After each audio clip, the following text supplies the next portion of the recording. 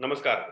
प्रथमतः मी अंकुश भीमराव आसबे, मराठा एंटरप्रेन्योर असोसिएशनच्या वतीने अध्यक्ष म्हणून आज आपले सन्माननीय वक्ते, सुप्रसिद्ध अभिनेते व मानसोपचार तज्ञ डॉक्टर मोहन आगाशे व मानसोपचार तज्ञ डॉक्टर आनंद नाडकर्णी साहेबांचे आपल्या असोसिएशनच्या तर्फे त्यांना आपणास वेळ दिल्याबद्दल त्यांचे मनपूर्वक स्वागत करतो. तसेच मराठा एंटरप्रेन्योर असोसिएशनचे सर्व सभासदासह त्यांचे कुटुंबीय, सर्व समाजातील बंधू भगिनीचेही स्वागत करतो. महाराष्ट्रातील एक बहुसंख्य असलेला मराठा समाज काळानुरूप बदलावा व उद्योग व्यवसायात अधिक प्रमाणात यावा व उद्योगामध्ये मराठा समाजाचे पर्यायाने मराठी प्रमाण वाढावे. त्याप्रमाणे समाजातील इतर काही जातीय समुदाय व्यापारी समाज म्हणून जसा ओळखला जातो, त्याचप्रमाणे आपलाही ओळख शेतकरी समाज म्हणून न राहता व्यवसायामध्ये पण प्रकाशने वाढावे या हेतूने समाजामध्ये जशा इतर समाजाच्या उद्योजकांच्या संघटना आहेत, त्याचप्रमाणे आपल्या समाजाचीही संघटना मराठा समाजातील जे उद्योजक आहेत त्या समाजामधल्या उद्योजकांची कनेक्टिव्हिटी वाढावी या दृष्टीने 2014 साली पुण्यामध्ये मोजक्याच उद्योजकांमार्फत ह्या संघटनेची स्थापना झाली. आज संघटनेचे 700हून अधिक सभासद पुण्यामध्ये आहेत आणि ही संघटना आपण आता महाराष्ट्राच्या इतर जिल्ह्यामध्ये पण घेऊन जात आहोत. संघटनेमध्ये 50 लाख रुपयाच्या टर्नओव्हर पासून वार्षिक 500 कोटीपर्यंत टर्नओव्हर असणारे उद्योजक आहेत. वेगवेगळ्या इंडस्ट्रीमधले वेगवेगळे कन्सल्टंट आहेत. अशा बऱ्याच प्रकारचे जे कोणत्याही राजकीय पक्षाचे सभासद नाहीत असे उद्योजक, कुठल्या राजकीय पक्षाचे पदाधिकारी नाहीत असे जे सदस्य असतील हे आपल्या उद्योजक सदस्य म्हणून, आपले एमएचे सदस्य म्हणून येऊ शकतात. त्याचप्रमाणे महाराष्ट्रातील इतर ज्या जे जिल्हे आहेत त्या जिल्ह्यामध्ये पण सेंटर चालू करण्यासाठी हाच क्रायटेरियानुसार आपण हे काम चालू केलं आहे. आज महाराष्ट्रातील 15 जिल्ह्यामध्ये अनौपचारिकरित्या प्राथमिक स्वरूपात सभासद नोंदीचं काम चालू झालेलं आहे. त्या दृष्टीने ज्या जिल्ह्यामध्ये अजून कोणाला काम करायचं आहे, ज्यांना जॉईन व्हायचं आहे त्यांनी आमचे संपर्क साधावा. आमच्या ऑफिसकडून त्यांच्याशी संपर्क करून त्या प्रत्येक जिल्ह्यामध्ये तुमचं जे नाव नोंदणीचं प्राथमिक स्वरूपात काम चालू करता येईल आणि संघटना महाराष्ट्रभर आपल्याला घेऊन जाता येईल. मित्र हो, आज आपल्यातले प्रत्येक जण आयुष्याच्या अतिशय कठीण कालखंडातून जात आहे. आपण आपले कुटुंबीय ही भयंकर परिस्थिती प्रथमच पाहत आहोत. म्हणजे आपण कोणीच ही गोष्ट पाहिलेली नाही. ह्या लॉकडाऊनमुळे घरातून बाहेर पडता येत नाही व काही त्यामुळे कुटुंबामध्ये काही ना काही समस्या मानसिक दबावामुळे उद्भवल्या आहेत. या सर्व परिस्थितीत एक व्यावसायिकाच्या दृष्टीने सुद्धा ही परिस्थिती प्रथमच अनुभवत आहोत. यामध्ये व्यवसाय सुरू नसणे, सर्व आर्थिक गणिते आणि आडाखे बिघडणे, कामगार वर्गाची मानसिकता, बँकाचे व्याज, लॉकडाऊन नंतरची ग्राहक होणारी नकारात्मक मानसिकता यासारख्या कॉमन गोष्टीचा विचार करून प्रत्येकावरच कमी जास्त प्रमाणात दबाव व नैराश्याची भावना निर्माण झालेली आहे. या सर्व गोष्टीचा विचार करता एमएच्या मॅनेजमेंट कमिटीने भारतातील 2 प्रमुख मानसोपचार तज्ञ माननीय डॉक्टर पद्मश्री मोहन आगाशे साहेब व डॉक्टर आनंद नाडकर्णी यांचा वेबिनार आज आयोजित केलेला आहे. त्यातून नक्कीच आपणाला पॉझिटिव्ह संदेश मिळून आपण ह्या नैराश्याच्या भावनेतून बाहेर येणाऱ्या संकटावर नक्कीच मात करू अशी मला खात्री वाटते. दोन्ही आजच्या जे स्पीकर आहेत त्यांचा यथोचित परिचय आपले एमएचे वेबिनार कमिटीचे सदस्य श्री धनंजय वाळके साहेब माझ्यानंतर ते करतील. मित्र हो, पुढील वेबिनार हा येत्या मंगळवारी 5 मे रोजी 4 वाजता महाराजा सयाजीराव गायकवाड यांचे लोकाभिमुख समाजकार्य, सत्तेचा सर्वसामान्य जनतेला वापर करणारा लोकहितलक्षी राजा आपल्या सर्वांना समजावा म्हणून त्यांच्यावर ज्यांनी पुस्तक किंवा खंड लिहिले आहेत असे ते लेखक श्री बाबा भांड यांचा कार्यक्रम 4 वाजता ठेवलेला आहे. त्या वेबिनारला पण सर्वांनी जॉईन होऊन आपण त्यांच्या महाराजा सयाजीराव गायकवाडचं कार्य आपण पुढं पाहून म्हणजे आपण समजून घेऊ आणि त्या कार्यक्रमाला निमंत्रण देऊन मी तर थांबतो. जय महाराष्ट्र. धन्यवाद आसबे साहेब. आपण लॉकडाऊनच्या काळात गेट इन्स्पायर्ड या वेब सिरीजची सुरुवात केली आहे. मानसिक आरोग्याची आवश्यकता आणि मानसिक समस्या लक्षात घेऊन आम्ही हा 6वा वेबिनार घेऊन आलो आहोत. आपल्याशी बोलण्यासाठी डॉक्टर मोहन आगाशे आणि डॉक्टर आनंद नाडकर्णी असे 2 नामांकित व्यक्ती आज आपल्या बरोबर आहेत. डॉक्टर मोहन आगाशे हे नाव आपल्या सर्वांच्या चांगल्या परिचयाचे आहे. भारतीय नाट्य व चित्रपट सृष्टीतील प्रतिभावान अभिनेते आणि वैद्यकीय क्षेत्रातील प्रसिद्ध मानसोपचार तज्ज्ञ अशी दुहेरी भूमिका पार पाडणारे अष्टपैलू व्यक्तिमत्व अशी सरांची ओळख करून देता येईल. महाविद्यालयीन जीवनापासून अभिनय छंद जोपासत मराठी, हिंदी, मल्याळम, बंगाली वगैरे अनेक चित्रपटात त्यांनी काम केलं आहे. तसेच नाटक, टीव्ही मालिका, शॉर्ट फिल्म्स आणि ऑनलाईन वेब सिरीज मध्ये देखील काम केले आहे. अभिनय सरांनी आजवर कित्येक भूमिका अजरामर केल्या आहेत आणि याचीच पावती म्हणून सरांना पद्मश्री किताब, संगीत नाटक अकादमी पुरस्कार असे अनेक सन्मान प्राप्त झाले आहेत. 1997 ते 2002 पर्यंत ते film and television institute of इंडियाचे डायरेक्टर जनरल होते. अभिनयाबरोबरच वैद्यकीय क्षेत्रातील सरांची कामगिरी ही अतिशय उल्लेखनीय आहे. पुण्यातील Maharashtra institute of mental health या राज्यस्तरीय प्रशिक्षण व संशोधन संस्थेच्या स्थापनेत सरांचं महत्वपूर्ण योगदान आहे. Indian council of medical research या संस्थेचे लातूरच्या 1993च्या भूकंपाच्या दुर्घटनेवरील केलेल्या study on trauma of earthquake या अभ्यासाचं 5 वर्ष सरांनी नेतृत्व केलेलं आहे.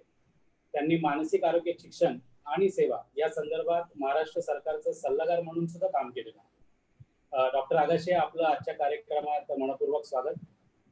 आज त्यांच्याबरोबर आपल्याकडे प्रख्यात मानसोपचार तज्ज्ञ डॉक्टर आनंद मधुसूदन नाडकर्णी हे देखील आहेत. ते 30 वर्षापासून अधिक काळ मानसोपचार तज्ज्ञ म्हणून काम करत आहेत. मानसिक आरोग्याबद्दल जागरूकता पसरवण्यावर आणि ही संकल्पना अनेक सामाजिक स्तरावर नेण्यासाठी ते परिश्रमपूर्वक काम करत आहेत. ते देशातील अनेक मोठ्या कंपन्यांचे पदाधिकारी आणि इलाइट कमांडो फोर्स यांना देखील प्रशिक्षण देतात. अनेक युवा कलाकार, खेळाडू, गायक यांना त्यांची कामगिरी ऑप्टिमाइज करण्यासाठी त्यांनी मार्गदर्शन केलेलं आहे. ते अनेक विषयांवर पालक आणि शिक्षक यांच्या गटांना संबोधित करत असतात. डॉक्टर नाडकर्णी नॅशनल प्लॅनिंग कमिशनचे सल्लागार देखील होते. अनेक लिस्टेड कंपन्यांवर ते इंडिपेंडेंट डायरेक्टर देखील आहेत. डॉक्टर नाडकर्णी यांनी इन्स्टिट्यूट फॉर सायकोलॉजिकल हेल्थ ही एक अनोखी स्वयंसेवी संस्था सुरू केली आहे, ज्यामध्ये 70हून अधिक मानसिक आरोग्य व्यावसायिक एकाच छताखाली काम करत आहेत. ते पुण्यातील मुक्तांगण व्यसनमुक्ती केंद्राचे संस्थापक विश्वस्त देखील आहेत आणि मराठीमध्ये सरांची 17पेक्षा जास्त पुरस्कार प्राप्त पुस्तकं प्रकाशित झालेली आहेत. डॉक्टर नाडकर्णी साहेब, आपलंही आजच्या कार्यक्रमात मनपूर्वक स्वागत. सगळ्यात सुरुवातीला मी नाडकर्णी सरांना आजच्या कार्यक्रमाची सुरुवात त्यांच्या मनोगताने त्यांनी करावी अशी विनंती करतो. धन्यवाद. मराठा एंटरप्रिनर्स आणि या आपल्या कार्यक्रमामध्ये आलेल्या सर्वांचं मनपूर्वक स्वागत. आपण आज सगळेजण एका संक्रमणाच्या अवस्थेमधून जातो, एका कसोटीच्या कालखंडामधून जातो आणि कसोटीचा कालखंड हा ज्या प्रकारे एका बाजूने धोके निर्माण करतो, त्याचप्रमाणे त्यामध्ये काही संधी लपलेल्या सुद्धा असतात. धोक्यांना तोंड कसं द्यायचं आणि संधीचा उपयोग कसा करायचा हे आपल्याला हा कालखंड शिकवतो.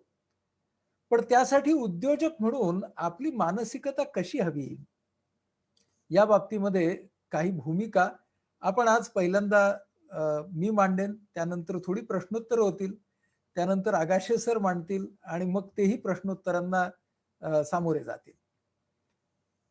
पहिल्यांदा मला असं म्हणायचंय की तुम्ही सगळे जे उद्योजक आहात ते स्वतः अत्यंत स्पेशल आहात हे जाणून घ्या. म्हणजे ही वेळच अशी आहे की तुमच्या आणि माझ्या मधला स्पेशलपणा आपल्याला जर जाणवला नाही तर आपल्याला या कसोटीला काही उतरता येणार नाही. उद्योजक हा शब्दच असा आहे, तो 2 शब्दांनी बनलेला आहे. उद्योग हा शब्द उद आणि योग. उद म्हणजे वर जाणारा, उद म्हणजे आकाशाकडे झेपावणारा, उद म्हणजे विकासाकडे जाणारा आणि योग म्हणजे फक्त जोडणे नाही तर एकजीव करणे. Not only joining but integrating. म्हणून प्रत्येक जो उद्योजक आहे त्याच्यामध्ये हे 2 गुणधर्म असतातच असतात की त्याची आस जी असते ती विकासाकडे असते आणि त्याला अनेक गोष्टी एकजीव करायच्या असतात. त्याला स्वतः मधले हुन्नर, गुणवैशिष्ट्य ही स्वतःच्या उद्दिष्टाबरोबर एकजीव करायची असतात. स्वतःचे विचार, भावना, वर्तन एकजीव करायचं असतं आणि स्वतःचं वर्तन पुन्हा आपल्या अख्ख्या टीमच्या वर्तनाबरोबर एकजीव करायचं असतं. त्यामुळे पहिल्यांदा प्रत्येक उद्योजक हा स्पेशल आहे. मग ही स्पेशालिटी कशामध्ये आहे?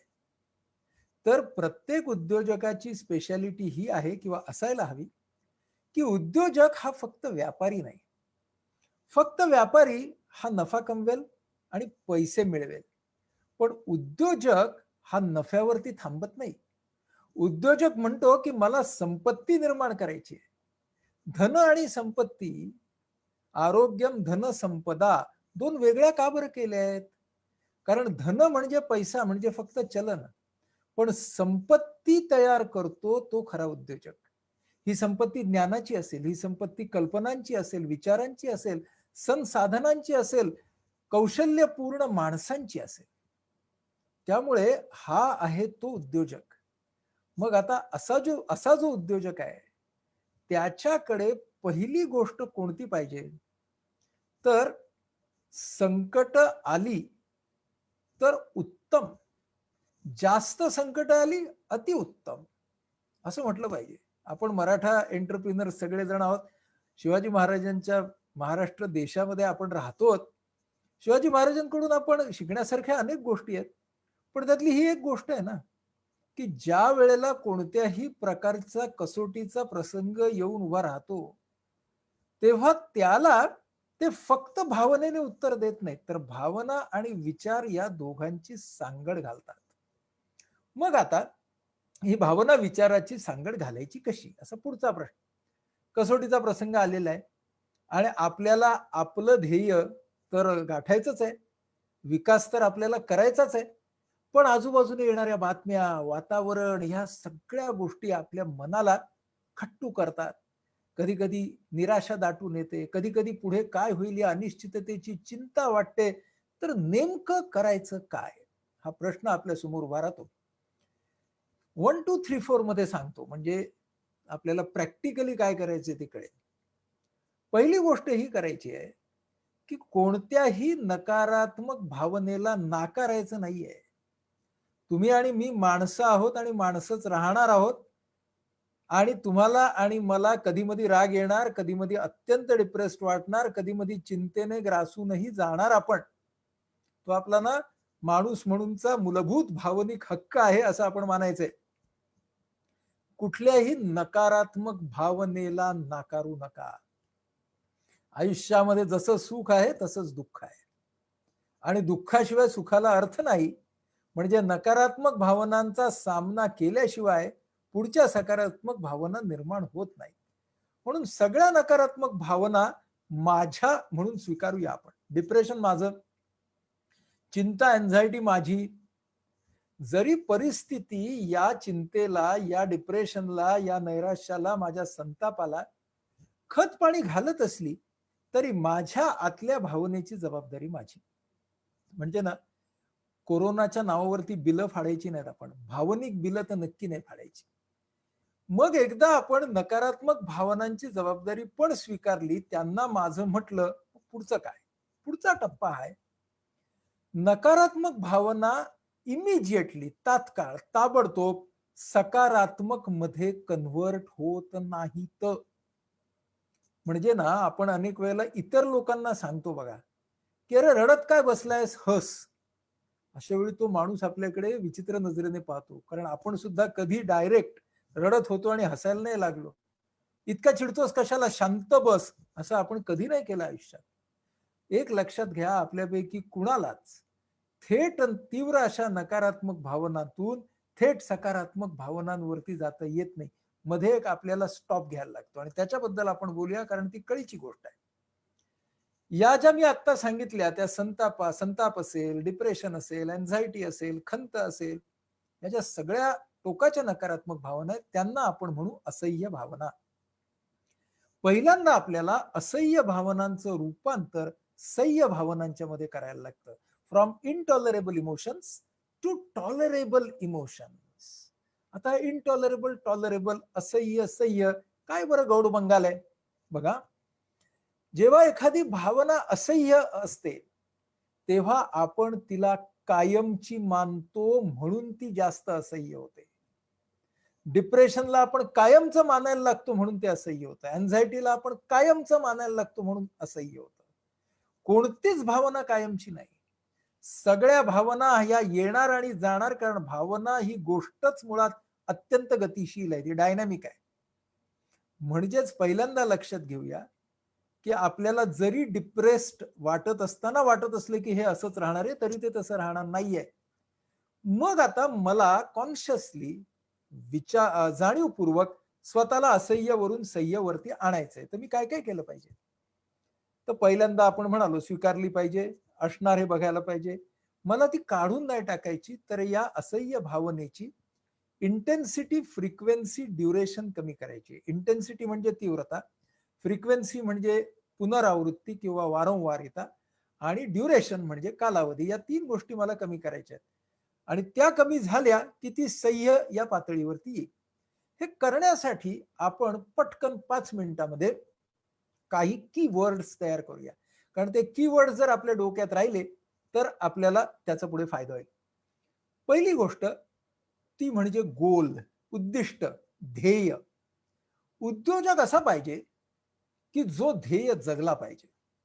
म्हणजे त्याने ते ध्येय घ्यायला नको, ते ध्येय जगला पाहिजे. पुन्हा शिवाजी महाराजांचं उदाहरण घेऊ. शिवाजी महाराज ध्येय जगले, आणि महत्वाची गोष्ट म्हणजे शिवाजी महाराज जे ध्येय जगत होते ते शेवटच्या मावळ्यापर्यंत पोहोचवलं त्यांनी. त्यावेळेला प्रत्येक माणूस ध्येय जगत होता. म्हणून मी नेहमी उद्योजकांशी बोलत असताना त्यांना सांगतो की तुमचा उद्योग म्हणजे काय आहे, तर शेवटी you are expressing yourself through your enterprise. हे कधी विसरू नका. नट, आपले आगाशे सरांसारखे जे नट आहेत, अभिनेते, they express themselves through acting. आम्ही डॉक्टर लोक आहोत, we express ourself through our diagnosis and treatment. Entrepreneur जो आहे, he expresses himself through his enterprise. म्हणून तो जो गोल आहे तुमचा, तो तुमचा एक्सप्रेशन आहे. तुमचा जो गोल आहे तो तुमच्या जीवनाचा अर्थ आहे. तुम्ही स्वतः निवडलेला, तुमच्या अख्ख्या जगण्याला अर्थपूर्ण बनवणारा तो गोल आहे तुमची उद्योजकता. म्हणजे इतकं जर आपण पक्क असू तर आपण असह्यकडून सह्यकडे येतो. सगळ्या असह्य भावनांच्या मागे एक गमतीदार इंग्लिश वाक्य आहे, ते आहे I can't stand it, I just can't stand it. म्हणजे जसे टॉन्सिलायटिस, अपेंडिसायटिस असे विकार असतात ना शरीराचे, तसा आय कांट स्टँडिटायटिस नावाचा भावनांचा आजार असतो. त्यामुळे पहिल्यांदा आपल्याला जर हे ध्येय पक्क असेल तर माणसं स्वतःला आय कांट स्टँड इट या भूमिकेपासून आय कॅन स्टँड इट या भूमिकेला आणू शकतात. म्हणून गोल, उद्दिष्ट फार महत्वाचं. उद्दिष्ट फक्त उजळणं नाही, तर उद्दिष्ट हे भिनवणं स्वतःमध्ये, ही या कसोटीच्या काळातली गरज आहे. तर आपण आय कांट स्टँड इट पासून आय कॅन स्टँड इटला येऊ. पुन्हा उद्योजक हा नेता आहे, याकडे नेतृत्व आहे. तुमच्याकडे 4 माणसं तुमच्या टीम मध्ये असू देत, 40 असू देत, 400 असू देत किंवा 4000 असू देत, पण तुम्ही फक्त तुमचं भावनिक नियोजन नाही, you are responsible to be a role model for all others. ते सगळेजण तुमच्या भावनांकडे बघतायत, ते सगळेजण तुमच्या वर्तनाकडे बघतायत. तुम्ही ऑफिसमध्ये उद्या खांदे पाडून येणार का खांदे वर धरून येणार? तुमचा दारवान बघतोय, तुमचा ड्रायव्हर बघतोय, तुमचा सिक्युरिटीवाला बघतोय, विसरू नका. तुम्हाला सगळ्यांना तुमच्या तुमच्या पद्धतीने इमोशनल रोल मॉडेल व्हायचंय. आणि त्यासाठी जरी तुमच्या मनामध्ये आय कांट स्टँड इट आलं, तरी बाहेरच्या वर्तनामध्ये मात्र आय कॅन स्टँड इट, असह्य पासून सह्य, आय कॅन स्टँड इट, म्हणजे ते येईल आपल्याला गोल मधून. दुसरा मुद्दा, ऑलवेज तुम्हाला जर असह्यवरनं सह्यवरती यायचं असेल तर always differentiate between factors within control and factors beyond control. तुमच्या नियंत्रणाखाली काय आहे आणि तुमच्या नियंत्रणाच्या बाहेर काय आहे, ही गोष्ट दर मिनिटाला पुढच्या कसोटी काळामध्ये आणि आता सुद्धा लक्षात घ्यावी लागणार आहे. आज वर्क फ्रॉम होम आहे, उद्या वर्क फ्रॉम फील्ड होईल, परंतु प्रत्येक ठिकाणी माझ्या नियंत्रणाखाली असलेले घटक कोणते, माझ्या नियंत्रणाच्या बाहेरचे घटक कोणते, हे सतत आपल्या डोक्यात आपल्याला ठेवावं लागणार आहे. म्हणजे एक इंग्रजी एक प्रार्थना आहे, ती प्रार्थना अशी आहे, God grant me the serenity to accept the things I cannot change, give me courage to change the things that I can and wisdom to know the difference. ही कसोटी काळातली उत्तम प्रार्थना आहे. ज्या मुक्तांगण व्यसनमुक्ती केंद्राचा आता उल्लेख झाला, तर त्या आमच्या पुण्याच्या मुक्तांगण केंद्रामध्ये आम्ही ही प्रार्थना आमच्या व्यसनमुक्तीच्या लोकांच्याकडून म्हणायचो, कारण ही प्रार्थना ही अल्कोहोलिक्स अनॉनिमस या संस्थेची आहे. एक काही खूप वर्षापूर्वीची गोष्ट आहे. आमच्याकडे देवदत्त दाभोलकर आले, पुणे विद्यापीठाचे कुलगुरू होते. तर त्यांनी प्रार्थना ऐकली आणि ती आम्ही इंग्रजीत आणि मराठीत आम्ही कशी म्हणायचो, तर मराठी गद्यात म्हणायचो, हे देवा जी परिस्थिती मला वगैरे असं म्हणायचो. तर त्यांनी ती ऐकली आणि ते एक कागद घेऊन बसले, म्हणाले मी ह्याचं मराठी तुम्हाला करून देतो. आणि त्यांनी 5 मिनिटात मराठी केलं. ते मी तुमच्या सोबत शेअर करतो. त्यांनी असं शेअर केलं, जे टाळणे अशक्य दे शक्ती ते सहाया, जे टाळणे अशक्य दे शक्ती ते सहाया, जे शक्य साध्य आहे निर्धार दे कराया. मज काय शक्य आहे, आहे अशक्य काय, माझे मला कळाया दे बुद्धी देवराया, माझे मला कळाया दे बुद्धी देवराया. ही जी प्रार्थना आहे, ही प्रार्थना कसली आहे? ही factors within control, factors beyond control. सतत उद्योजकाने जर डोक्यात घेतलं तर उद्योजक असह्यवरून स्वतःला सह्यवरती आणू शकेल, तो त्या अडचणीला तोंड देऊ शकेल. तिसरा मुद्दा, कॉन्सिक्वेन्सेस, परिणामांकडे कसे बघावे. ज्या वेळेला आपण आय कांट स्टँड इटला जातो, तेव्हा आपलं मन सर्व संभाव्य परिणामांचं महाभयंकरीकरण करतं. कोरोना सगळ्याची वाट लावून टाकणार आहे, काय पुढे होणार आहे अर्थव्यवस्थेचं काय माहित नाही, आणि जर सगळंच गडगडलं तर माझं तरी काय होणार, हे महाभयंकरीकरण आहे. दुसऱ्या बाजूला मन काय करतं, दुसऱ्या टोकाला जात आहे, काही होणार नाही, 6 महिन्यात सगळे नॉर्मल. या दोघांच्या मध्ये सह्य आहे, सह्य भावना आहे. आणि ती काय आहे? रिअलिस्टिकली, म्हणजे वास्तवाला धरून परिणामांकडे पहा. बरं, हे जे परिणाम होणार आहेत ते एकसारखे होणार नाहीत. तुम्ही सेट ऑफ कॉन्सिक्वेन्सेस मनात तयार करा. परिणाम 1, परिणाम 2, परिणाम 3. आणि सेट ऑफ कॉन्सिक्वेन्सेसचा अर्थ काय? संभाव्य शक्यता. कुठलीही एक गोष्ट खात्री म्हणून धरून जाऊ नका. असुरक्षिततेच्या काळामध्ये खात्री कशाचीच नसते, पण शक्यता अनेक असतात. संभाव्य शक्यतांची यादी जर आपण केली तर त्यांना वेटेज कसं द्यायचं हे आपल्याला कळेल. आपण असह्यवरनं सह्यवरती. म्हणून महत्वाची गोष्ट कोणती असेल? पहिल्यांदा गोल, नंतर फॅक्टर्स, त्याच्यानंतर शक्यता म्हणजे कॉन्सिक्वेन्सेस, परिणाम, चौथा की वर्ड तुम्हाला देतोय अल्टरनेटिव्ह, पर्याय. जितक्या शक्यता तितके पर्याय माझ्याकडे पाहिजेत. शिवाजी महाराजांच्या जीवनात ज्या अनंत क्रायसिस आल्या त्यातली डोक्याने पूर्णपणे बुद्धीनं जी क्रायसिस त्यांनी सॉल्व्ह केली ती आहे आग्र्याहून सुटका. आग्र्याहून सुटकेच्या मध्ये कुठेच तलवारीचं युद्ध झालं नाही बघा, आणि तरी सुद्धा तो शिवाजी महाराजांच्या जीवनातला सगळ्यात कठीण असा पेच प्रसंग होता. तिथून बाहेर आले शिवाजी महाराज, आग्र्याहून निसटले, आणि ते राजगडावरती कधी पोहोचले हे तुम्हाला आणि मला, काही इतिहासकारांना सुद्धा नेमकं माहितच नाही. आज 3 रूट्स दाखवतात नकाशावरती इतिहासकार, A, B आणि C. नेमका कुठला खरा कुठला खोटा? पण महत्वाचं काय, शिवाजी महाराजांची योजनाबद्धता अशी असायची, जितके संभाव्य परिणाम असतील तितक्या पर्यायांची मांडणी ते करत राहायचे. म्हणून जे मन पर्यायांची मांडणी करत राहतं ते मन सह्य भावनांवरती राहतं. मी तुम्हाला एक छोटीशी टिप सांगतो की कसे शिवाजी महाराज सतत पर्याय काढायचे. तुम्ही जेव्हा पर्याय काढण्यासाठी मनाला बांधताना, मग त्याच्यातले काही पर्याय हे इनोव्हेटिव्ह म्हणजे नवीन, क्रिएटिव्ह म्हणजे कल्पक असे बाहेर पडतात.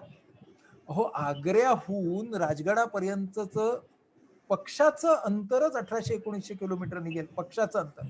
प्रत्यक्ष त्यांना किती यायला लागलं ते 30-40% त्याच्यात वाढ करा तुम्ही. शिवाजी महाराजांची गंमत सांगतो नियोजनाची, कसे पर्याय काढतात.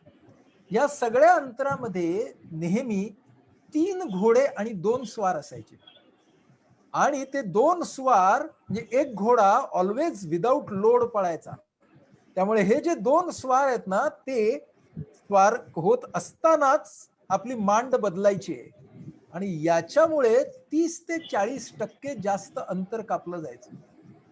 प्रत्येक उद्योजकाने मॅनेजमेंट मधल्या सगळ्यांनी गोष्ट लक्षात ठेवूया. How are we going to use our resources?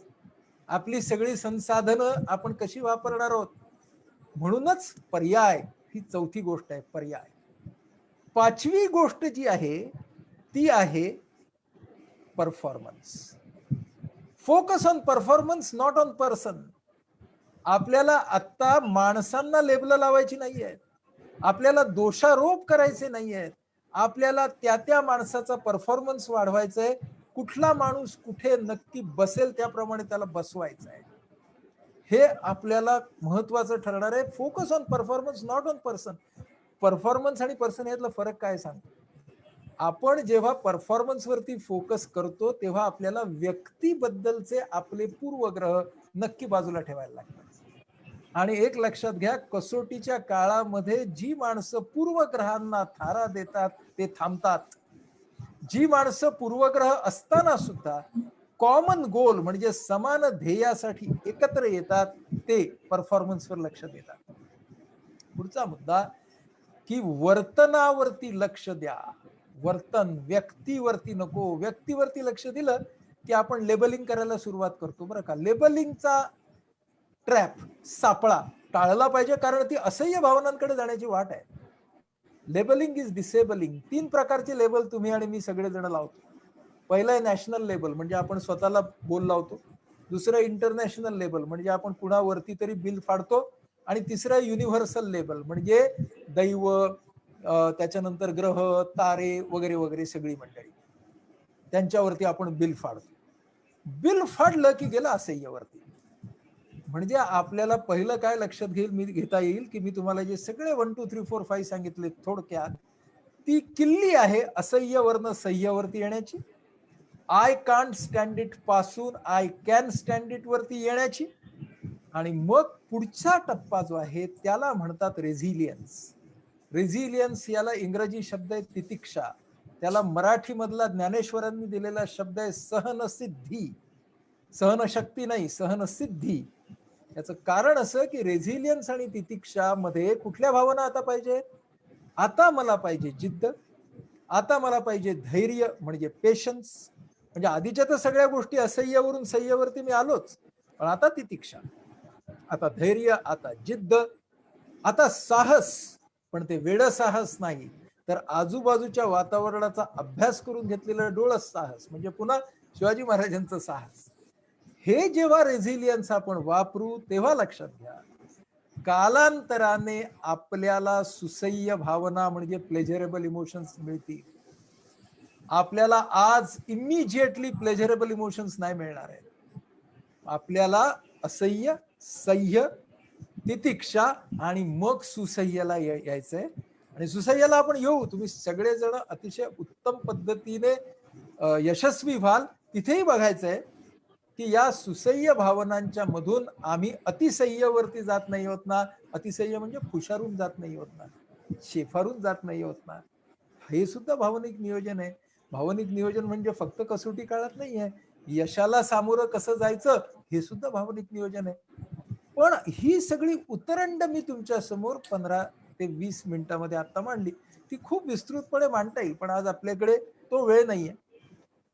पण ही जी अख्खी उतरंड मांडली ती आजच्या काळामध्ये गरजेची आहे. आणि आजच्या काळामध्ये आपल्याला काय हवंय? तर आजच्या काळामध्ये आय कॅन स्टँड इट हे हवंय. निराशा आहे, निश्चितपणे पुढची परिस्थिती कठीण आहे. पण उद्योजक जर आज मार्ग काढणार नसेल तर कोण काढणार आहे? आज आपल्यापैकी प्रत्येकानं आपापल्या पद्धतीने मार्ग काढायची गरज आहे, त्यांच्या त्यांच्या पद्धतीनं, त्यांच्या त्यांच्या भागात. त्यासाठीची सगळ्यात महत्वाची गोष्ट कोणती असेल ती ही आहे, मी त्याला असं म्हणतो, we have to start with cooperation and we have to go towards collaboration. म्हणजे सहकार्याने सुरुवात करू आणि सामंजस्याकडे जाऊ. म्हणजे नेमकं काय? तर यासाठी मी पंचतंत्रामधली गोष्ट सांगतो नेहमी. की अनेक पक्षी जेव्हा शिकाऱ्याच्या जाळ्यामध्ये सापडलेले असतात, ते एकटे करून प्रयत्न करतात, त्यांना काही फायदा होत नाही. मग ते सगळे जण ते जाळं घेऊन उडतात आणि मग जाळं घेऊनच उडतात. त्यामुळे ते फ्री होतात, इंडिपेंडंट होतात, त्यांना स्वातंत्र्य मिळतं. तिथपर्यंत जे झालं ते सहकार्य, कारण त्याची गरज होती, वाचण्यासाठीच त्याची गरज होती, ते सहकार्य.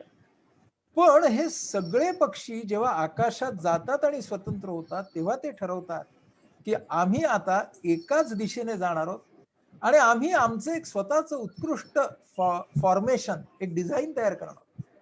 आणि या डिझाईन मध्ये आम्ही उडत उडत उडत उडत त्या मार्गाने जिकडे आम्ही ठरवलंय त्या मार्गाने आम्ही जाणार आहोत. महत्व काय? आत्ता त्यांच्यावरती बाहेरचं बंधन नाहीये की त्यांनी या पद्धतीने उडलंच पाहिजे, पण त्यांच्यापैकी प्रत्येकाने ते डिझाईन आपलं मानलेलं आहे, ती दिशा आपली मानलेली आहे आणि ते म्हणतायत की आम्ही या फॉर्मेशन मध्ये, या डिझाईन मध्ये आता त्या दिशेने जाणार आहोत. That is collaboration. ते जे आहे ते आहे सामंजस्य. म्हणून आपल्याला सहकार्याकडून सामंजस्याकडे जाण्यासाठी हे आपल्याला डोक्यात ठेवलं पाहिजे की पहिल्यांदा असह्यवरून सह्यवर, आय कॅन स्टँड इट पासून आय कॅन स्टँड इट पर्यंत त्यासाठीचे दिलेले सगळे शब्द, मग त्याच्यामध्ये ध्येय आहे, घटक आहेत, परिणाम आहेत, पर्याय आहेत, परफॉर्मन्स आहे, वर्तन आहे, पूर्वग्रह आहेत, हे सगळे 7-8 शब्द मी तुम्हाला सांगितले. त्यानंतर तितिक्षा म्हणजे घट्ट उभं राहणं, तिकडे जिद्द वापरून, साहस वापरून पुढे जाणं. हे सगळं झाल्यावरती प्लेजरेबल इमोशन येईल. शेवटचा मुद्दा मांडतो. मग तुम्ही म्हणाल एवढं सगळं केलं, करायला तुम्ही सांगितलं, मध्ये कुठेच प्लेजर नसणार का हो? मध्ये कुठेच आनंद नसणार का हो? असं मला नाही म्हणायचं. या सगळ्या प्रवासामध्ये लपलेला आनंद आहे. तो कशा कशात आहे? आपण जेव्हा उद्योजक म्हणून काम करू, आपल्या टीम सोबत काम करू, तेव्हा त्या प्रोसेस मध्ये लपलेला आनंद आपल्याला बाहेर काढायचा आहे. That will help us to stand it. जेव्हा तुम्ही काम करायला जाणार, तेव्हा त्या वातावरणाला आपल्याला चार्ज करायचंय. तिथे आपल्याला ओझी घेऊन जायचं नाहीये. आपल्या बरोबर असलेले 4 माणसं, 40 माणसं, 400 माणसं, त्यांचं वातावरण आपल्याला असं ठेवायचंय की ज्याच्यामधून पॉझिटिव्हिटी निर्माण होईल. परिस्थितीतून पॉझिटिव्हिटी आज नाही निर्माण करणार आहोत ना आपण करूया. आपण प्रोसेस मधलं समाधान शोधूया. आपण जे काही करत असू, कुठल्याही व्यवसायामध्ये असू, त्या प्रत्येक व्यवसायामध्ये स्वतःचा ताल, स्वतःची लय शोधण्याचा प्रयत्न करूया. बघा, प्रत्येक व्यवसायात ताल आणि लय असते. ती जर मिळाली तर श्रम कमी होतात.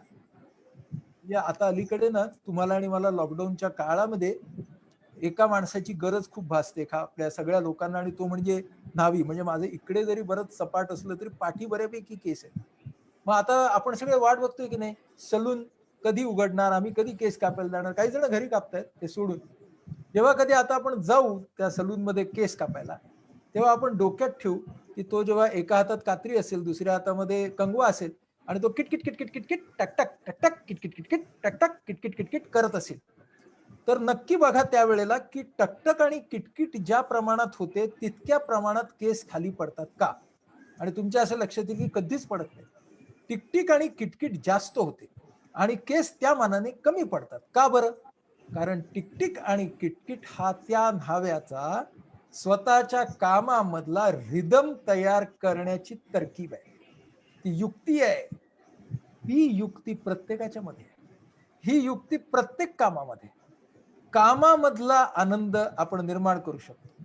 नात्यांमधला आनंद आपण निर्माण करू शकतो. ध्येय वाटण्यामधला आनंद, वाटण्यामधला म्हणजे सर्वांचं ते ध्येय व्हावं हे बघणं, हा आनंद आपण निर्माण करू शकतो.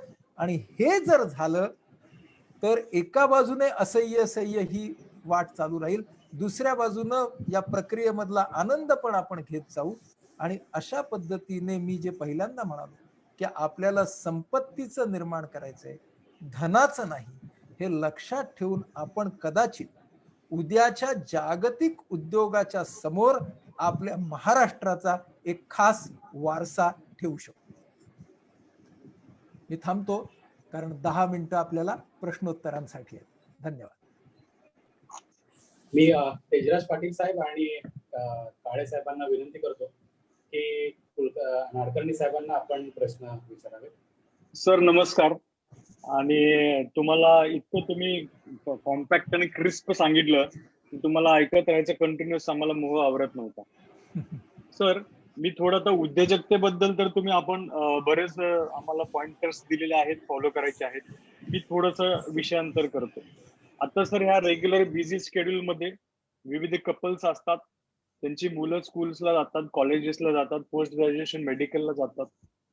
तर ह्या सगळ्या परिस्थितीमध्ये जो विद्यार्थी किंवा जो स्टुडंट आहे, जो शाळेतला असेल, स्कूल मधला असेल किंवा कॉलेज मधला असेल, तो तो डिप्रेशनला सामोरे जातोय किंवा तो डिप्रेशनच्या स्टेजकडे चाललेला आहे, हे कसं ओळखायचं? त्यात चाइल्ड अब्युज असेल, बॉडी शेमिंग असेल, फॅमिली डिस्प्युट्स असतील किंवा कॉलेज किंवा स्कूलचं टेन्शन असेल किंवा बाकीचे सोशल आस्पेक्ट असेल किंवा हेल्थ वेलचा प्रॉब्लेम, हाऊ टू आयडेंटिफाय की तो डिप्रेशन कडे चाललेला आहे आणि वेळेत आपल्याला त्याच्यावरती काय प्रिकॉशन्स घेतल्या पाहिजे? सुंदर. तेजराज, हा प्रश्न विचारल्याबद्दल खूप खूप आभार तुमचे. मी ना फक्त विद्यार्थीच नाही, मी सगळ्यांच्या बाबतीत तुम्हाला ऍडल्ट्स बद्दल पण हाच प्रश्न माझा पडत होता. मी सर्व माणसांच्या बाबतीतलं तुम्हाला सूत्र सांगतो आणि अगदी थोडक्यात सांगतो जी तुमच्या लक्षात राहते. बघा, आपण आत्ताच असह्य भावना म्हणालो की नाही, या ज्या असह्य भावना आहेत यांची इंटेन्सिटी, फ्रिक्वेन्सी आणि ड्युरेशन ज्या वेळेला वाढायला लागते त्या वेळेला आपल्याला सल्ल्याची गरज निर्माण होते. आता ही इंटेन्सिटी, फ्रिक्वेन्सी, ड्युरेशन वाढली हे आपल्याला कसं बरं चालेल, कसं बरं कळेल? तर त्याचे सूत्र सांगतो. ज्या वेळेला या नकारात्मक भावनांचा परिणाम म्हणजे त्यांची तीव्रता, व्याप्ती आणि कालावधी याचा परिणाम नंबर 1 आपल्या आरोग्यावरती व्हायला लागलाय. आरोग्यावरती व्हायला लागलाय म्हणजे मला झोपच नीट लागत नाही, भूकच नीट लागत नाही, वजन खूप वाढतंय किंवा कमी होतंय, हा सगळा आरोग्यावरचा परिणाम. दुसरी गोष्ट, हा परिणाम माझ्या उत्पादकतेवरती व्हायला लागलाय. म्हणजे आता मला काम करायला वेळ लागतो, कामाचा दर्जा कमी झालाय, कामावरती लक्ष लागत नाही, एकाग्र होत नाही, उत्पादकता. 3 नातेसंबंध. आता या भावनांच्या मुळे मला घरामध्ये, दारामध्ये माझी भांडणं जास्त होत आहेत, मला एकटंच बसावंसं वाटतंय, सगळे जण त्यांचं काम करत असतात, मला मिक्स व्हावंसं वाटत नाहीये, म्हणजे नातेसंबंधांवरचा परिणाम. बघा, आरोग्य, उत्पादकता, नातेसंबंध. 4, ज्या गोष्टी मला स्वतःला आधी फार छान रसपूर्ण वाटत होत्या, जे ध्येय मला आधी स्वतःच खूप सुंदर वाटत होतं, त्याच्यामधला रस जाणं आणि ते नीरस होणं. म्हणजे comfort with self and comfort with goals. So ह्या ज्या चारही गोष्टी आहेत त्या, आणि 5वी एक गोष्ट की ज्या गोष्टींच्या मध्ये मला खरा आनंद पूर्वी मिळायचा, त्या गोष्टींच्या मधला सुद्धा आनंद हळूहळू कमी होणं. म्हणजे काही लोक मला सांगतात, ज्येष्ठ नागरिक असतात, ते सांगतात की अरे पूर्वी ना देवाचं वाचायला मला फार बरं वाटायचं, पण आता ना मला ते कसं तरी पूर्ण करतो आणि झालं. कोणीतरी मला गृहिणी सांगते की अरे पूर्वी माझा ओटा होता ना, तो असा तुमचा चेहरा दिसेल इतका साफ असायचा, पण आता ना काहीच नाही हो करता येत. असं जर झालं असेल तर तेव्हा ह्या सगळ्या गोष्टी जर तुम्हाला कोणामध्ये, आपल्या स्वतःमध्ये किंवा जवळच्यांच्या मध्ये दिसल्या, तर ती शास्त्रीय मदत घेण्याची वेळ आहे असे समजावे. पण प्रत्येक वेळेला शास्त्रीय मदत घेण्याआधी मी असं नेहमी सांगतो की ऍक्च्युअली हे पहिल्यांदा आपल्याला हा सिग्नल आहे की एक्सप्रेस युअरसेल्फ. म्हणजे कुणाकडे तरी मन मोकळं करायची वेळ आहे. मग तो आपला विश्वासार्ह मित्र असेल, सहकारी असेल, कुटुंबीय असेल, आपला मेंटर असेल, आणि मग प्रोफेशनल हेल्प जशी लागेल तशी. पण या गोष्टी आपण लक्षात ठेवल्या पाहिजेत. आणि दुसरा तुम्ही जो प्रश्न विचारलात ना मुलांच्या बाबतीतला, विद्यार्थ्यांच्या बाबतीतला, त्याला थोडासा स्पर्श करतो. एक लक्षात घ्या, मुलं ही तुमच्या आणि माझ्यापेक्षा जास्त फ्लेक्सिबल आहेत. ती माध्यम आणि तंत्रज्ञान तुमच्या माझ्यापेक्षा जास्त चांगली वापरू शकतात. म्हणजे आज माझ्या आजूबाजूला इतकी मुलं बघतोय की त्यांनी इतका पटकन शिफ्ट केलाय ऑनलाईन स्टडीज वरती. म्हणजे आता आपलं सत्र झाल्या माझा महाराष्ट्र क्लास ओनर्स असोसिएशनचं सत्र आहे. कारण त्या सगळ्या लोकांनी, तुमच्यासारखेच उद्योजक आहेत ते सगळे लोक कसं मात करतायत ह्या परिस्थितीवरती, ई लर्निंगला कसे जात आहेत. म्हणजे हे सगळं झाल्यावरती आपल्या विद्यार्थ्यांच्या आयुष्यातल्या सुद्धा खूप गोष्टी बदलणार आहेत. विद्यार्थी आणि शिक्षकाचं नातं सुद्धा वेगळं होणार आहे. विद्यार्थी आणि पालकांचं नातं तर ऑलरेडी वेगळं व्हायला लागलेलं आहे. तेव्हा हा संक्रमणाचा काळ तुमच्या आणि माझ्या आयुष्यातल्या एका गोष्टीपुरता मर्यादित राहणार नाहीये. तुमचं आणि आमचं जीवन बदलणार आहे. फक्त आपण जर जाणीव ठेवली, तर आपण सह्य भावनांवरती राहिलो, तितिक्षा केली, रेझिलियन्स दाखवला, तर आपण या बदलामधल्या चांगल्या गोष्टी आपल्या बाजूने वळवू शकतो. खूपच छान आपण हे केलेलं आहे, सांगितलेलं आहे. आता याच्यामध्ये एक तर पहिल्यांदा हे ऍक्सेप्टन्स लेवलच लोक ऍड्रेसच करत नाही की टेक्निकल किंवा मेडिकल हेल्प घ्यायची गरज आहे. तुम्ही सांगितलेले हे पॉइंटर्स आहेत, नक्कीच सगळ्यांच्या उपयोगी पडतील. दुसरं सर, आजकाल चिल्ड्रन्स असू देत, स्टुडंट्स असू देत किंवा ऍडल्ट असू देत, हे जे social media, digital screen time, हे जे ऍडिक्शन आहे, हे हाऊ टू हँडल इट आणि how to remain stay focused, म्हणजे हे विद्यार्थ्यांच्या बाबतीत तर आहेच आहे, प्लस आता ऍडल्ट पण ह्याच्या आहारी होत चाललेले. हाऊ टू ऍड्रेस दिस? अगदी थोडक्यात तुम्हाला प्रॅक्टिकल पंचसूत्री देतो. माझ्या हाताची 5 बोटं पहा. हे 5 स्क्रीनचे यूज आहेत. हा जो यूज आहे याला म्हणतात टीपी, टाइमपास. हा जो यूज आहे याला म्हणतात सोशलायझेशन. हा आहे एंटरटेनमेंट, मनोरंजन. ही आहे ज्ञानरंजन, एज्युटेनमेंट, आणि हा आहे एज्युकेशन. आता मी तुम्हाला समजून सांगतो. बघा, टीपी म्हणजे काय? टीपी म्हणजे आपण त्याच्या खेळणं म्हणून खेळतो ना आपल्या अँड्रॉइडशी. मग कोणीतरी पत्ते खेळतात, कोणीतरी कुठले तरी खेळ खेळतात, काही करायचं नसतं. टीपी. मग सोशलायझेशन, किती लाईक्स आलेत फेसबुकवरती, इंस्टाग्रामवरती, ते आहे सोशलायझेशन. मग काय? एंटरटेनमेंट. एंटरटेनमेंट ह्याचं तर मनोरंजन. यार टीव्हीच्या समोर बसूया, हा काय असेल ना ती फिल्म बघूया. आता ह्याच्या पुढे आहे एज्युटेनमेंट. आता एज्युटेनमेंट या गोष्टीकडे लक्ष द्या. एज्युटेनमेंट साठी स्क्रीन हा जास्तीत जास्त वापरला जायला पाहिजे. मग तुम्ही म्हणाल एज्युटेनमेंट म्हणजे काय ते मला सांगा. त्याचा मराठी शब्द मी वापरतो, ज्ञानरंजन. ज्ञानरंजन याचा अर्थ असा, आणि त्यासाठी माणसांना थोडं सेन्सिटाईज करावं लागतं स्वतःला. सर सांगतील चित्रपटांच्या संदर्भात, मी आणि सर चित्रपटाचे खूप सारे कार्यक्रम करतो.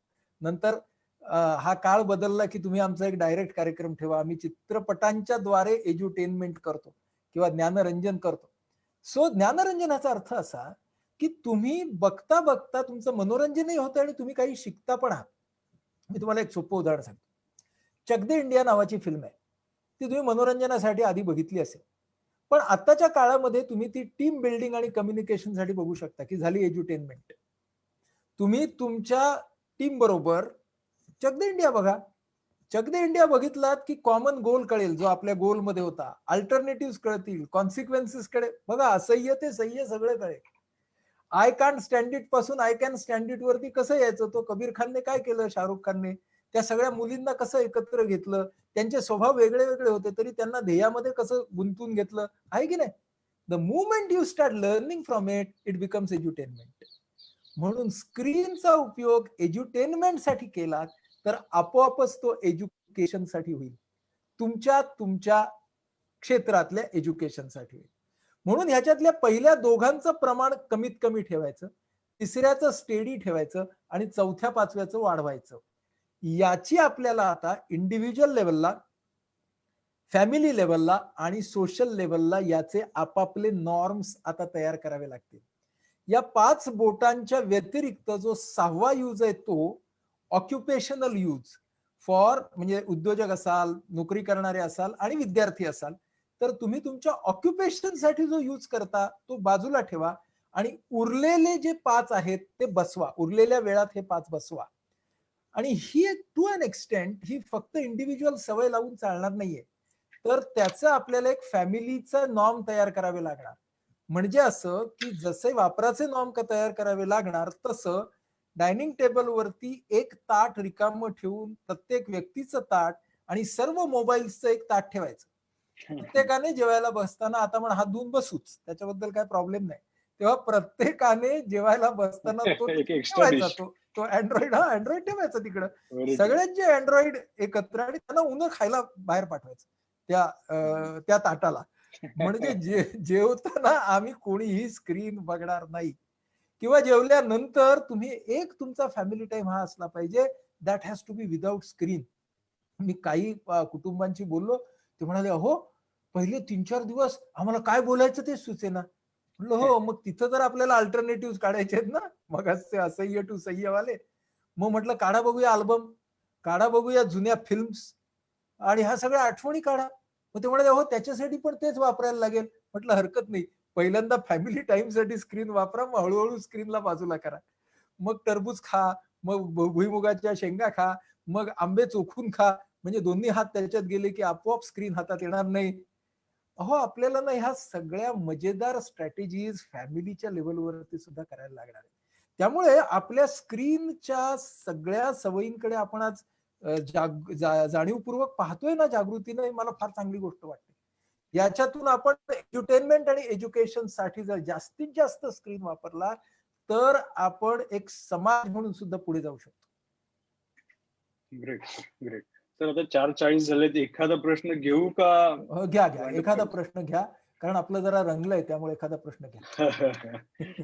सर आता ह्या नवीन सगळ्या चॅलेंजेस आहेत, युवक युवती प्रत्येक जणांचं एक लहानपणापासून एक इमेज असते आपल्या लाईफ पार्टनर बद्दल, वेगवेगळे इम्पॅक्ट असतात, क्रश असतात, विविध टीव्ही चॅनल मधले बघून एक नवऱ्याबद्दल किंवा एका बायकोबद्दलचं एक इमॅजिनेशन तयार होतं. आणि नवीन लग्न होतात, आई वडिलांकडे पॅम्पर्स याच्यामध्ये वाढलेले असतात, इंडिव्हिज्युअल फॅमिलीज असल्यामुळे ऍडजस्टमेंट करत नाहीत, आणि मग प्रत्येकांच्या लाईफमध्ये त्यांचे करिअर्स मधले टार्गेट्स असतात, हाय स्टेक्स लावलेले असतात प्रत्येक ठिकाणी, आणि कॉम्प्लिकेशन सुरू होतात. आणि ह्याचं प्रमाण खूप जास्त वाढलंय, ह्याचे परिणाम, ह्याला वेगवेगळे परिणाम आहेत. आता ह्या सगळ्या ह्याच्यातून नवीन कपल्सनी लग्नाच्या अगोदर ती काय, नवीन मुलांनी काय प्रिकॉशन्स घेतले पाहिजेत, कसं टोन डाऊन करायचं, आणि ह्या कॉम्प्लिकेशन्स मधून आपण लिव्ह इन कडे चाललोय का, आणि त्याचे परिणाम काय आहेत, लिव्ह इन रिलेशनशिप जे आता आपण बाहेर परदेशांमध्ये ऐकतोय. आता नवीन लहान मुलांबरोबर चर्चा केली, विचारलं तुम्हाला तर काय रे, तर एव्हरीबडी इज सेइंग की नाही आम्हाला आवडेल. म्हणजे सो तुमचा आता ह्याच्यातला सल्ला काय, अनुभव काय? हा ना खरा म्हणाल तर वेगळ्या वेबिनारचा विषय आहे बरं का. म्हणूनच म्हणलं शॉर्ट मध्ये हा विषय आत्ताच्या वेबिनार मध्ये खरंय. किती घ्यायचं, पण अच्छा. अतिशय शॉर्ट मध्ये मी तुम्हाला सांगतो, अतिशय शॉर्ट मध्ये. बघा माझं असं मत आहे, तुम्ही एक रिलेशनशिप घेतलं, पण माझं असं मत आहे प्रत्येक काळाची ना प्रशिक्षणाची गरज असते. एक काळ असा होता की जेव्हा शिक्षणाची म्हणजे भाषा शिक्षणाची, शास्त्र शिक्षणाची गरज होती. एक काळ असा होता व्यावसायिक शिक्षणाची गरज होती, मग तंत्र शिक्षणाची गरज आली. आजची गरज जी आहे ना ती आहे रिलेशनशिप ट्रेनिंगची. प्रत्येक नातेसंबंधांच्या मध्ये प्रशिक्षण घेण्याची गरज आहे. पालकत्वामध्ये, सहचर सहचरीमध्ये, एकत्र कुटुंब पद्धतीमध्ये, 3 पिढ्या जिथे राहतात तिथे. आज सुदैवाने आमच्या लोकांच्याकडे, आम्ही मेंटल हेल्थ प्रोफेशनल्सच्याकडे मॅरेज एनरिचमेंट, फॅमिली एनरिचमेंट या सगळ्याचे कोर्सेस आहेत. ग्रेट. त्यामुळं या सगळ्या गोष्टी म्हणजे आपली IPH संस्था पुण्यात आहे, ठाण्यात आहे, आपण रेग्युलरली या सगळ्या गोष्टी घेत असतो. पण या सगळ्या गोष्टींचा अंगीकार केला पाहिजे. मेंटल हेल्थचं सहकार्य या बाबतीत घ्या, in terms of positive mental health. हा पहिला मुद्दा. दुसरा मुद्दा, स्पाउसेसच्या बाबतीमध्ये आता विज्ञान मदत करतं, जोडीदारांच्या साठी सुद्धा. माझे अनेक व्हिडिओज आहेत, ते त्या अनुरूप संस्थेच्या साईटवरती पण आहेत, ते तुम्ही जरूर बघा. तर त्यामुळे लग्न, लिव्ह इन ह्या सगळ्यावरती बऱ्यापैकी माझे ते बघा. पण आज आपल्याला शास्त्र मदत करतं प्री मॅरिटल काउन्सिलिंग साठी, तेव्हा त्याचा आपण निश्चितपणे लाभ अशा प्रकारे घेतला पाहिजे. तर एवढ्या 2 गोष्टी सांगतो, आणि आता शेवटी एक पटकन तिसरी गोष्ट एकंदर विषयाच्या संदर्भात आत्ताच्या सांगतो. IPH या आपल्या संस्थेचं आवाहन IPH नावाचं युट्यूब चॅनल आहे. AVAHAN आवाहन IPH फ्री चॅनल आहे, जरूर सबस्क्राईब करा. सर परत रिपीट करा ना. काय आवाहन? AVAHAN आवाहन IPH. आपले आगाशे सरच आमचे मेंटर आहेत, आमच्या ऑडिओ व्हिज्युअल सेलचे. आवाहन IPH वरती तुम्हाला मानसिक आरोग्याच्या संदर्भातली अनंत गोष्टी आम्ही तिथे मांडलेल्या आहेत. आत्ताच्या काळासाठी माझी एक ऑडिओ लेखमाला आहे, करण्याचे दिवस, कळण्याचे दिवस. या कोरोनाच्या निमित्ताने 8 एपिसोड्स लागलेले आहेत. तर ते जरूर बघा. दर 3 दिवसाला आम्ही नवीन एपिसोड टाकतोय. जवळजवळ 250 इन्स्पायरिंग मुलाखती आहेत आपल्या चॅनलवरती. शॉर्ट फिल्म्स आहेत आम्ही बनवलेल्या. त्याचप्रमाणे स्ट्रेस मॅनेजमेंट वरचे ऑडिओ आहेत. पर्सनॅलिटी डेव्हलपमेंट वरचे ऑडिओ आणि व्हिडिओ आहेत. स्पोर्ट्स पर्सन्स आणि ऍथलीट्स साठी वेगळे व्हिडिओ आहेत. तर एवढं सगळं मेंटल हेल्थ चॅनल आपण चालवतो, ते फ्री आहे. तेव्हा आज सबस्क्राईब करा. आणि या काळामध्ये सुद्धा माझे या काळासाठीचे 2 व्हिडिओ त्याच्यावरती आहेत, एक मराठी इंग्रजी, म्हणजे ही एक ऑडिओ लेखमाला आहेच आहे. तर हे जरूर करा, म्हणजे त्या निमित्तानं मेंटल हेल्थ हा जो महत्वाचा मुद्दा आहे तो पुढे येईल. आणि ह्याच्या पुढं काळ जेव्हा बदललेला असेल, तुम्ही सगळेजण कार्यरत झालेले असतात, त्यावेळी तो रेझिलियन्स कसा टिकवायचा, या क्रायसिस मधनं पुढे कसं जायचं, या बाबतीमध्ये आपण साकल्याने तुमच्या अख्ख्या गटाबरोबर कसे कार्यक्रम करायचे ते पण करू. Great great sir. मी सरांचा जास्त वेळ घेत नाहीये. सरांचे मी खूप धन्यवाद मानतो MEAच्या सर्व परिवारातर्फे व सर्व अटेंडीज तर्फे. आनंद नाडकर्णी सर हे रिनाउंड सायक्रेटिस्ट आहेत. त्यांनी आपल्याला मेंटल हेल्थ आणि त्याच्याबद्दलचे प्रिकॉशन्स बद्दलचं अमूलाग्र गायडन्स दिलेलं आहे.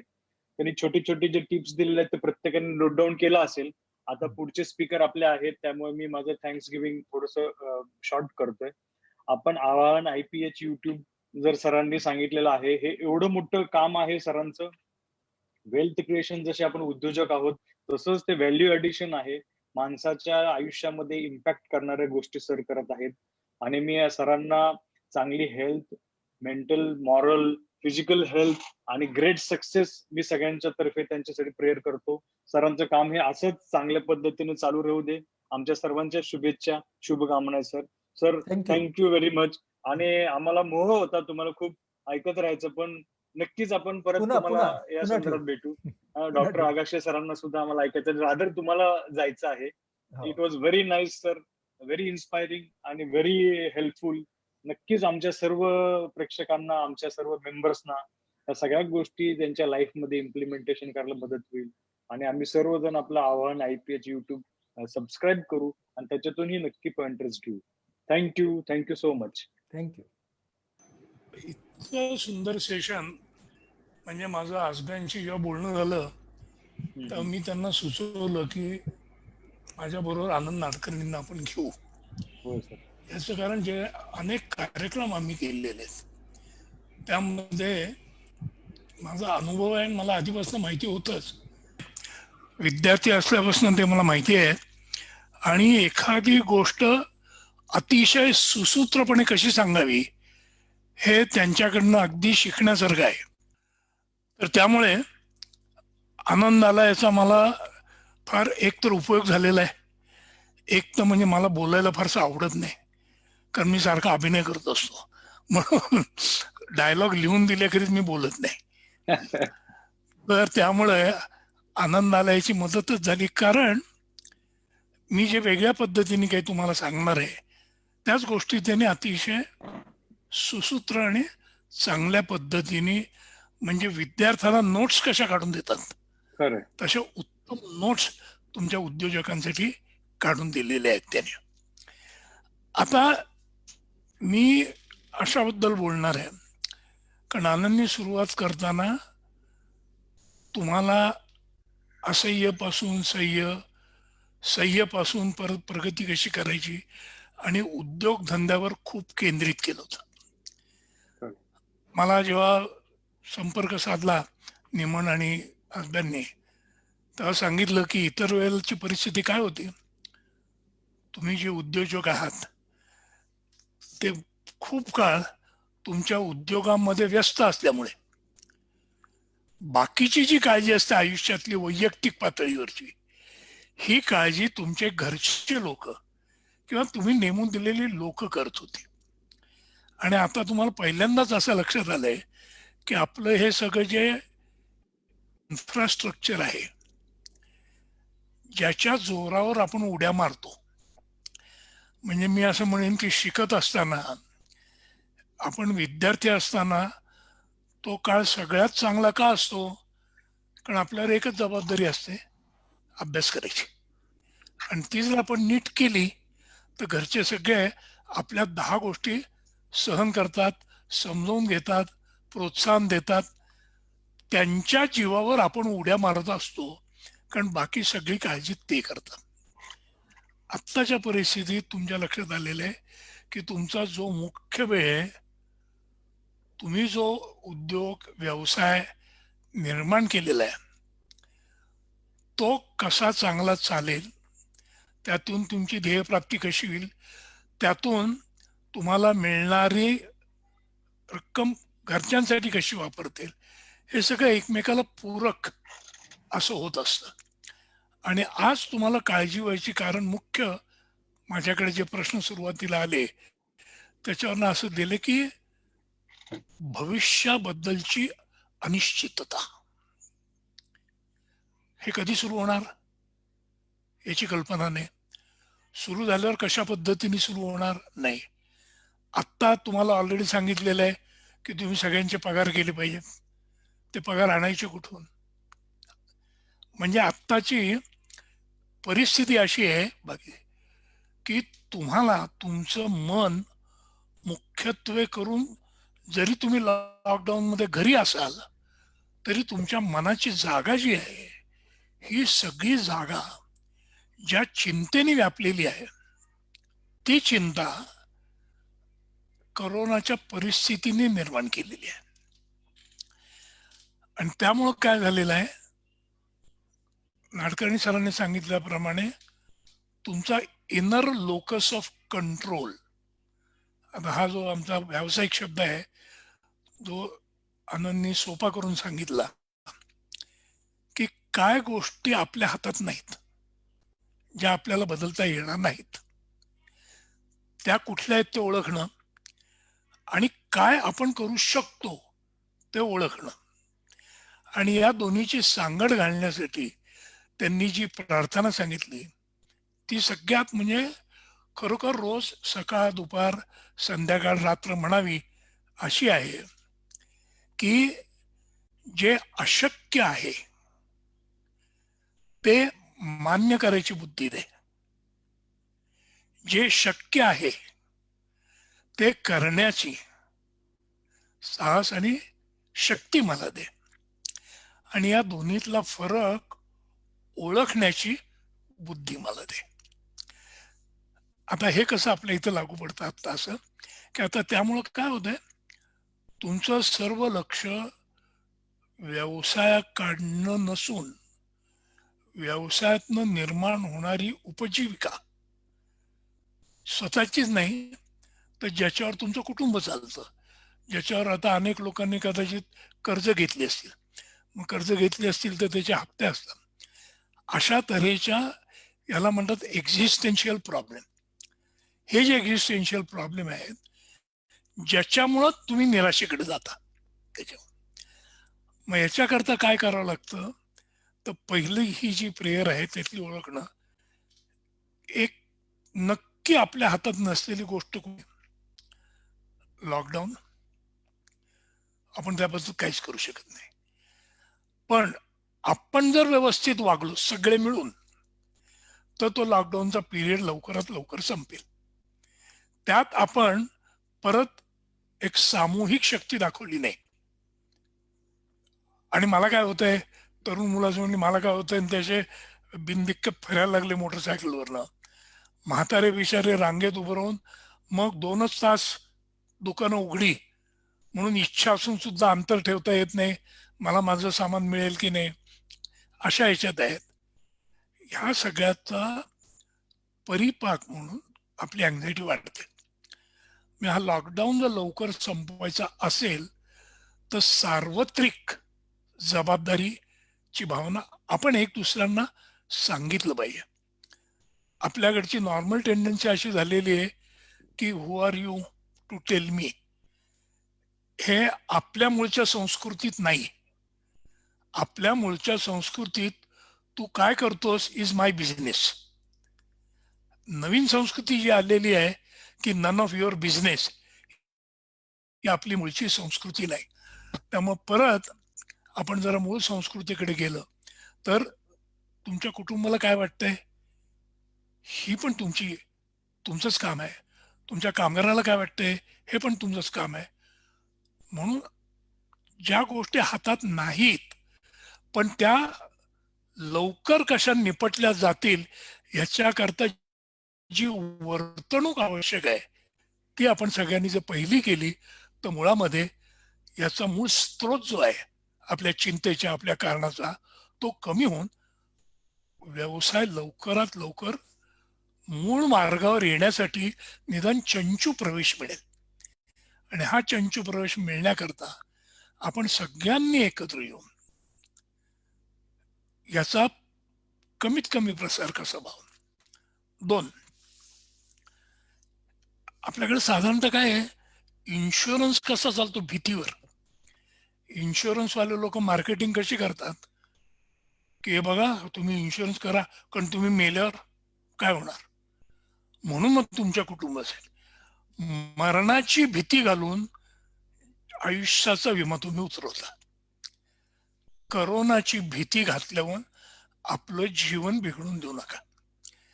एक गोष्ट तुमच्याही लक्षात आली असेल आणि सगळ्यांच्या डॉक्टर म्हणून मी सांगतो तुम्हाला, लागण झाली म्हणजे मनुष्य मरायला टेकला असं अजिबात नाही. एक तर 85% लोक लागण होऊन सुद्धा उत्तम होतात. आज तुमच्या माझ्यातले अनेक लोक करोना सोडून इतर इन्फेक्शस डिसीजेसचे कॅरियर आहेत. ट्युबरक्युलोसिस मध्ये असं केलं होतं का आपण कधी? नाही केलेलं कधी. ट्युबरक्युलोसिसची संख्या जास्त आहे आपल्याकडे. म्हणजे पहिल्या डोक्यातनं भीती काढण्यासाठी आपण काय विचार केला पाहिजे की आपल्याला जरी लागण झाली तरी आपण लगेच त्या व्हेंटिलेटरवर जाणार नाही आणि मरणार नाही हे स्पष्ट करून सांगितलंय. माझ्यासारख्या लोकांनी जास्त काळजी केली पाहिजे. कारण काय, लहान मुलं आणि म्हातारी माणसं यांची प्रतिकारशक्ती कमी असते.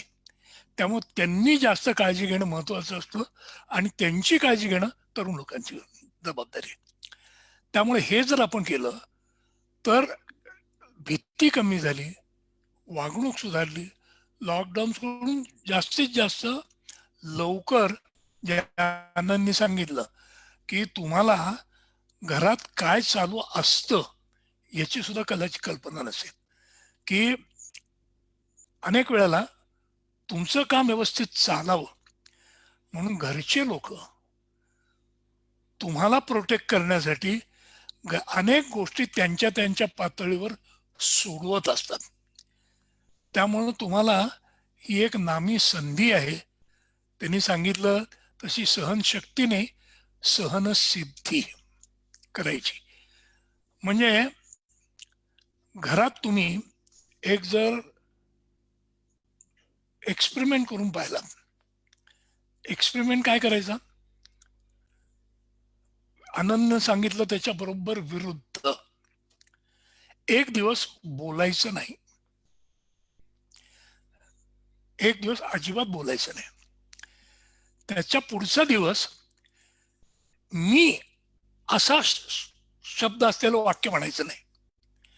हे तुम्ही जर 15 मिनिटं मला करून दाखवलं की तुमच्या 15 मिनिटाच्या संभाषणामध्ये मी असलेलं वाक्य नसेल तर तुम्हाला पहिलं प्रतितुली किती अवघड गोष्ट आहे. त्यामुळे पूर्वी आपण दुसऱ्याचा विचार करायचो, हल्ली स्वतः सोडून दुसऱ्या कशाचाच विचार आपण करत नाही. तर या परिस्थितीचा सामना करण्यासाठी एक नवीन गोष्ट जी आपल्यात मूळ होती, जी आपण घालवून बसलेलो आहोत, ते म्हणजे आपल्या आधी आपण दुसऱ्याचा विचार करावा. त्याला एम्पथी म्हणतात. नट असल्यामुळे मी तुम्हाला चांगलं सांगू शकतो, कारण परकाया प्रवेश म्हणतात त्याला. म्हणजे आम्ही आमचा देह वापरून आमचे नाक, कान, डोळे, रूप काय 5 फूट इंची असेल असं असून वेगळाच माणूस दाखवायचा प्रयत्न तुम्हाला करतो. आणि तो माणूस दाखवायचा असेल तर आम्हाला आमचा मूळपणा विसरावा लागतो किंवा सोडून द्यावा लागतो. अभिनय करताना माझ्या सगळ्यात एक छान गोष्ट लक्षात आली, ती कदाचित आता तुम्हाला कळेल. रंगभूमीवर जाताना तुम्हाला माहिती आहे, आम्ही पडद्याच्या आत उभे असतो विंग मध्ये, आणि मग एक ठराविक क्षण आमची एंट्री झाली की आम्ही येतो. तो क्षण फार महत्वाचा असतो, कारण का त्याच्या आदल्या क्षणाला मी विंगेत मोहन आगाशे असतो, पुढच्या क्षणाला मी एका वेगळ्याच जागेत आणि वेगळ्या नाना फडणीस म्हणून असतो किंवा आबा म्हणून असतो. आणि हा मला एकदम घडवावा लागतो चमत्कार, ट्रान्सेंडिंग स्पेस अँड टाइम. एका कालखंडातून आणि एका जागेतून पटकन दुसऱ्या जागेत आणि दुसऱ्या कालखंडात जाणं, हे जर तुम्हाला करायचं असेल तर त्या करताना तुम्हाला काही काळ स्वतःला पूर्णपणे विसरावं लागतं. हे जर तुम्ही शिकलात तर अभिनयाचा उपयोग तुमच्या जीवनात कसा होईल हे आत्ता तुम्हाला शिकायची संधी आहे. कारण तुम्ही पूर्वी सुद्धा घरात येताना तुम्ही उद्योजक असल्यामुळे तुम्ही आलात की पटापटा मुलं आपली जागा घेत असतील.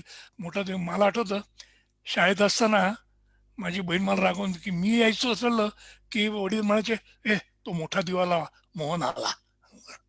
हा, जशी ताई इतकी रागवायची म्हणजे आम्ही काय माणसं नाही का असं. तसं तुम्ही घरी आलात की तुमच्याला जी स्पेशल ट्रीटमेंट मिळते ती आता तुम्हाला मिळत नाहीये. पण याच्याकरता तुम्ही वेगळ्या भूमिकेत जाऊन तुम्ही एक दिवस तुमची बायको होऊन बघा, एक दिवस तुमचा मुलगा होऊन बघा. मग तुमच्या मनात जो प्रश्न येईल त्याला विचारावा, त्याच वेळेत त्याच्या मनात तुम्हाला काय विचारायचं असेल असा विचार करून बघा. याला रोल प्ले म्हणतात. आणि हा रोल प्ले आम्ही या चिंतेसाठी किंवा इतर गोष्टींसाठी वापरतो. म्हणजे थोडक्यात आता बॉस आणि असं एक नातं असतं. म्हणजे बॉस तुम्हाला काही सांगत असेल आणि तुम्हाला वाटलं की अरे हे बरोबर नाही, याच्यामुळे नुकसान होणार आहे, पण तुम्ही त्या नात्यामुळे सांगू शकत नाही. मुलगा तुम्हाला, आताची मुलं सांगतात पण पूर्वी मुलं सांगायची नाहीत बापाला काय ते. तर तसं हा रोल प्ले मध्ये जेव्हा आमच्याकडे येतो तर आम्ही त्या माणसाला we ask him to play boss, आणि मग आम्ही त्याचं काम करतो. ते केल्यानंतर दुसऱ्या माणसाला काय वाटतं, त्याच्या प्रतिक्रिया काय होतात हे तुम्हाला कळू शकतं.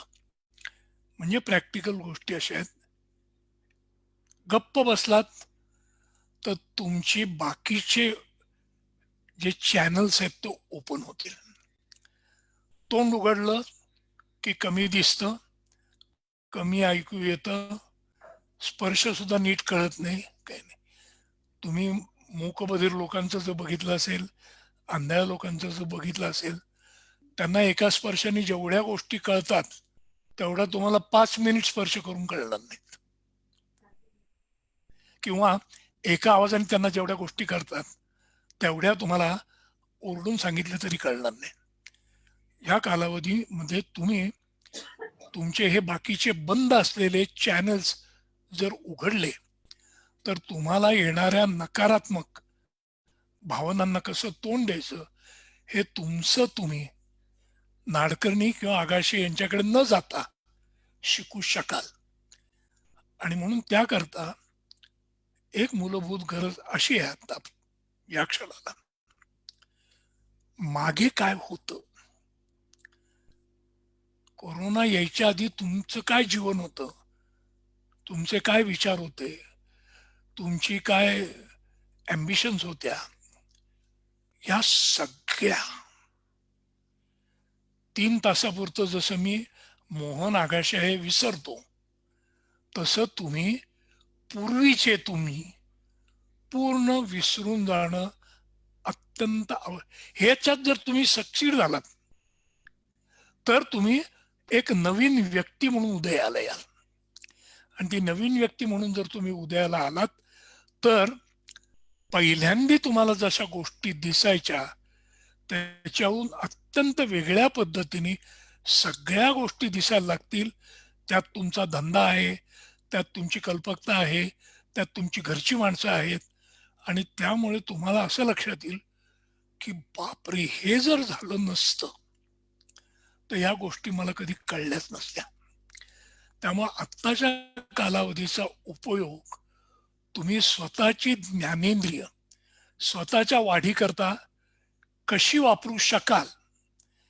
त्याच्यात त्यांनी सांगितलेलं आहे, राग आला तर पटकन बोललात तुम्ही की काय होतं, ते निघून जातो, मग शिकत तुम्ही काही नाही. हसणं का महत्वाचं आहे, कारण एखाद्या गोष्टीचं वाईट वाटलं, राग आला, चिडलो, रडलो, तर त्या अश्रूंबरोबर सगळ्या भावना विचार वाहून जातात. पण तुम्ही हसलात त्याच्याकडे बघून तर ते सगळं तुमच्या डोक्यात जातं आणि मग त्याच्यावर विचार करता येतो. त्यामुळे रडण्यापेक्षा, आपल्या गोष्टीवर रडण्यापेक्षा त्याच्याकडे जर हसून बघता आलं, काय आलं केवढं छान केलं तर बघ काय माती झाली माझी, याच्याकडे जर तुम्ही हसून बघितलं तर तुमचा त्याच्याकडे बघायचा दृष्टिकोन बदलेल आणि विचार बदलेल. आत्ताच्या काळात ऍटिट्यूड बदलणं हे तुमच्या हातात आहे, परिस्थिती बदलणं तुमच्या हातात नाही. मग जी गोष्ट आपल्या हातात आहे तिकडे दुर्लक्ष करून जी गोष्ट आपल्या हातात नाही तिकडे तुम्ही सगळं लक्ष घातलं तर तुमची परिस्थिती आहे त्याच्यापेक्षा जास्त अवघड होईल. त्यामुळे तुमच्या हातात जे आहे ते ऍटिट्यूड, आणि ऍटिट्यूड मध्ये दोनच गोष्टी आहेत खरं म्हणजे. एक तर ऍक्सेप्ट करणं की हे आहे, हे वास्तव आहे. लातूरच्या भूकंपानंतर आम्ही जेव्हा तिथं काम केलं, हे सांगणं फार महत्वाचं आहे तुम्हाला. तेव्हा मी पहिल्यांदा गेलो तेव्हा एक बिराजदार नावाचं कुटुंब मला भेटलं. हे त्या होळी नावाच्या गावातलं एक मोठं कुटुंब होतं, छोट्या गावातलं. म्हणजे त्या छोट्या गावात त्यांचाच वाडा होता फक्त, आणि त्यांच्या शेतावर काम करायला हे भटके लोक यायचे, तिथे पालं टाकून राहायचे. भूकंप झाल्यानंतर वाडा यांचाच असल्यामुळे तो पडला, यांची पालं असल्यामुळे पडण्याचा काही प्रश्नच नव्हता, त्यामुळे काहीच पडलं नाही.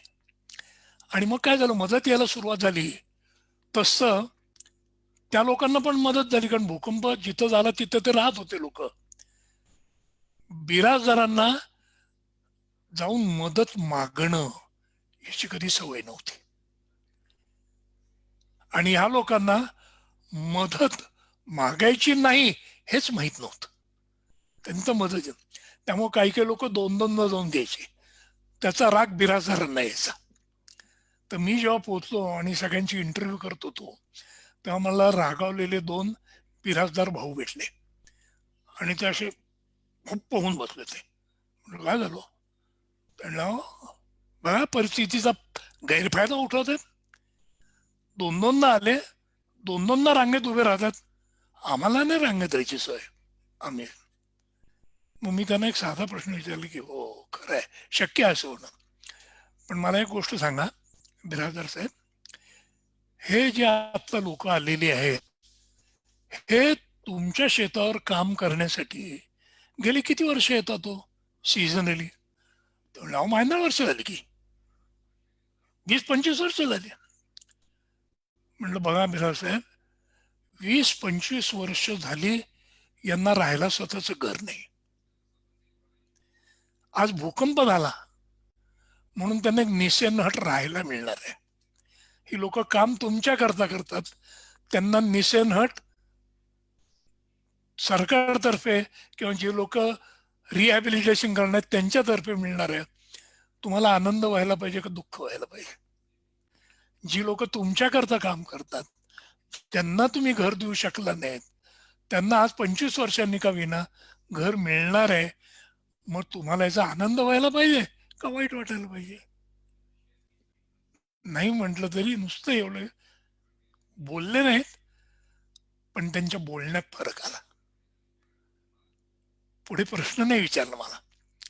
आम्ही निघणार, मी आणि माझ्या बरोबर सहकारी होते आमचे, आम्ही ते म्हणले थांबा थांबा जाऊ नका. एवढा मोठा टंपर भरून दूध आणून दिलं, मी म्हणलं अहो हे खरं आम्ही तुमच्याकरता आणायला पाहिजे, तुम्ही कशाला आणलं? साहेब त्या दूध म्हणले नाही तो वाया जाईल, इतकं दूध आणून टाकलंय. बघा फरक कसा पडू शकतो विचाराने एखाद्या गोष्टीकडे वेगळं बघण्यासाठी. आणि एक छोटासा नंतरचा प्रसंग सांगून बंद करतो आणि मग प्रश्न घेतो की हे सायकोसोशल रिहॅबिलिटेशन म्हणतात, म्हणजे मानसिक पुनर्वसन. याची खरंच गरज असते का? कुठे काही मन दिसत नाही, काही नाही, म्हणजे घर राहायला लागतं बरोबर आहे, खायला लागतं बरोबर आहे, या सगळ्या दिसणाऱ्या कॉन्क्रीट गोष्टी आहेत. ते मनाचे काय एवढे थेर लावून बसले तुम्ही? तर लातूर मधलाच आहे अनुभव की घर ज्याला म्हणता येईल अशी वास्तू वेगळी आहे आणि चार भिंती मिळणं म्हणजे घर मिळत नाही. क्लिंटन साहेब आले होते, त्यांच्या पुढे आम्हाला 3च मिनिटं दिली होती. आपल्याकडे परीक्षा असते की नाही, जसं आपला 1 तासाचा वेबिनार आहे तसं. तर मानसिक पुनर्वसनाचं तुमच्या दृष्टीने का महत्वाचं आहे विचार करणं. तर ह्या सगळ्यांना टेम्पररी वसाहती मिळाल्यानंतर आमच्याकडे यादी होती, कुठल्या घरात मनुष्यहानी झाली आहे, कुठल्या घरात जनावरं मेलेली आहेत, कुठल्या घरात माणसं आजारी आहेत आणि कुठं काही फारसं नुकसान झालेलं नाही. ती यादी घेऊन मी आणि माझी सहकारी मित्र सायकॉलॉजिस्ट, नर्सेस अशी 15 जणांची टीम होती. आम्हाला गाडी दिली होती. त्यावेळेला पवार साहेब हे मुख्यमंत्री होते. त्यांनी खूप काम केलं त्यावेळेस चांगलं. त्या गाडीतनं आम्ही त्या वसाहतीपाशी पोचलो. तर गाडी आली म्हटल्यानंतर त्या प्रत्येक झोपड्यातनं एक 4-4, 5-5 लोक म्हणून अशी एक 100 लोक जमा झाली त्या गाडीभोवती. काय झालं, कोण आलं बघायला. गाडीतनं आम्ही उतरलो. मग ते गाडीत डोकून बघत होते, यांनी काय आणलंय काय आणलं वा. त्यांना दिसलं काहीच नाही आणलेलं आम्ही. नाही आम्ही काही भांडी कुंडी आणली नाही, काही धान्य आणलं ना, औषधं आणली ना, काहीच आणलं. हे काय उपयोगाचं नाही म्हणून सगळे आपापल्या झोपड्यात परत गेले. आमची यादीप्रमाणे घर वाटली आणि आमची लोक जिथं गरज होती त्या घरांमध्ये पहिल्यांदा गेली. मनुष्यहानी झालेली, काही झालेलं. एक गोष्ट लक्षात घ्या, भूकंप जरी सगळ्यांचा एकच होता तरी प्रत्येकाचा भूकंपाचा अनुभव वेगळा आहे. तुम्ही एकच सिनेमा जरी बघितला तरी प्रत्येक डोळ्याला तो वेगळा दिसतो. तसं आहे ते. आणि ते जेव्हा बोलणं होऊन 1 तासाने आमचे सगळे लोक परत आले, तर गंमत म्हणजे अशी आहे की माझ्या टीमच्या प्रत्येक मेंबर बरोबर परत 5-6 लोक आली तिथे आणि निरोप द्यायला परत एक 100 लोक होती तिथे.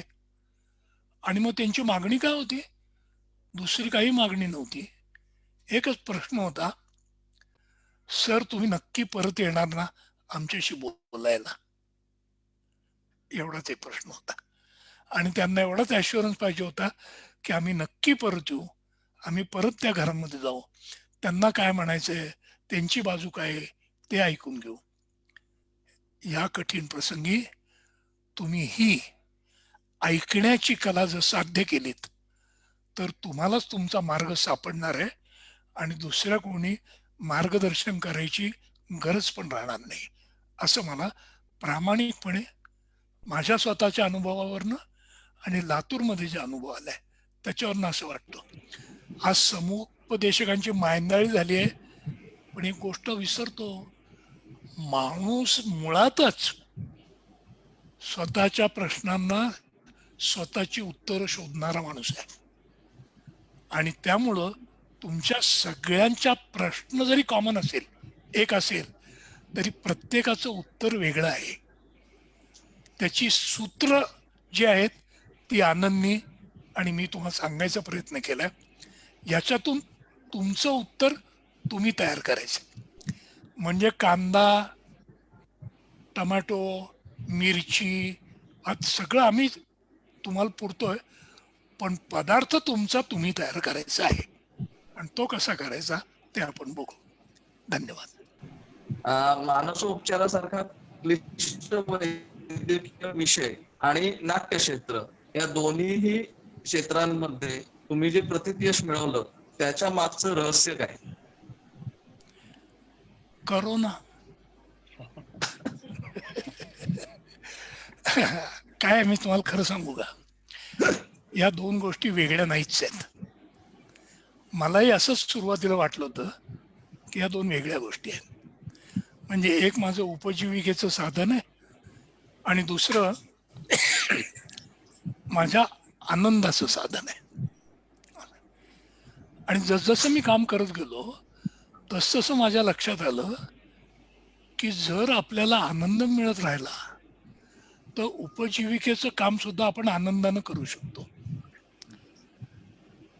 दोन गोष्टी असतात माणसात, ॲबिलिटी आणि इंटरेस्ट. बघा, आपण जगण्यासाठी ज्या गोष्टी करतो त्या ॲबिलिटीच्या जोरावर करतो.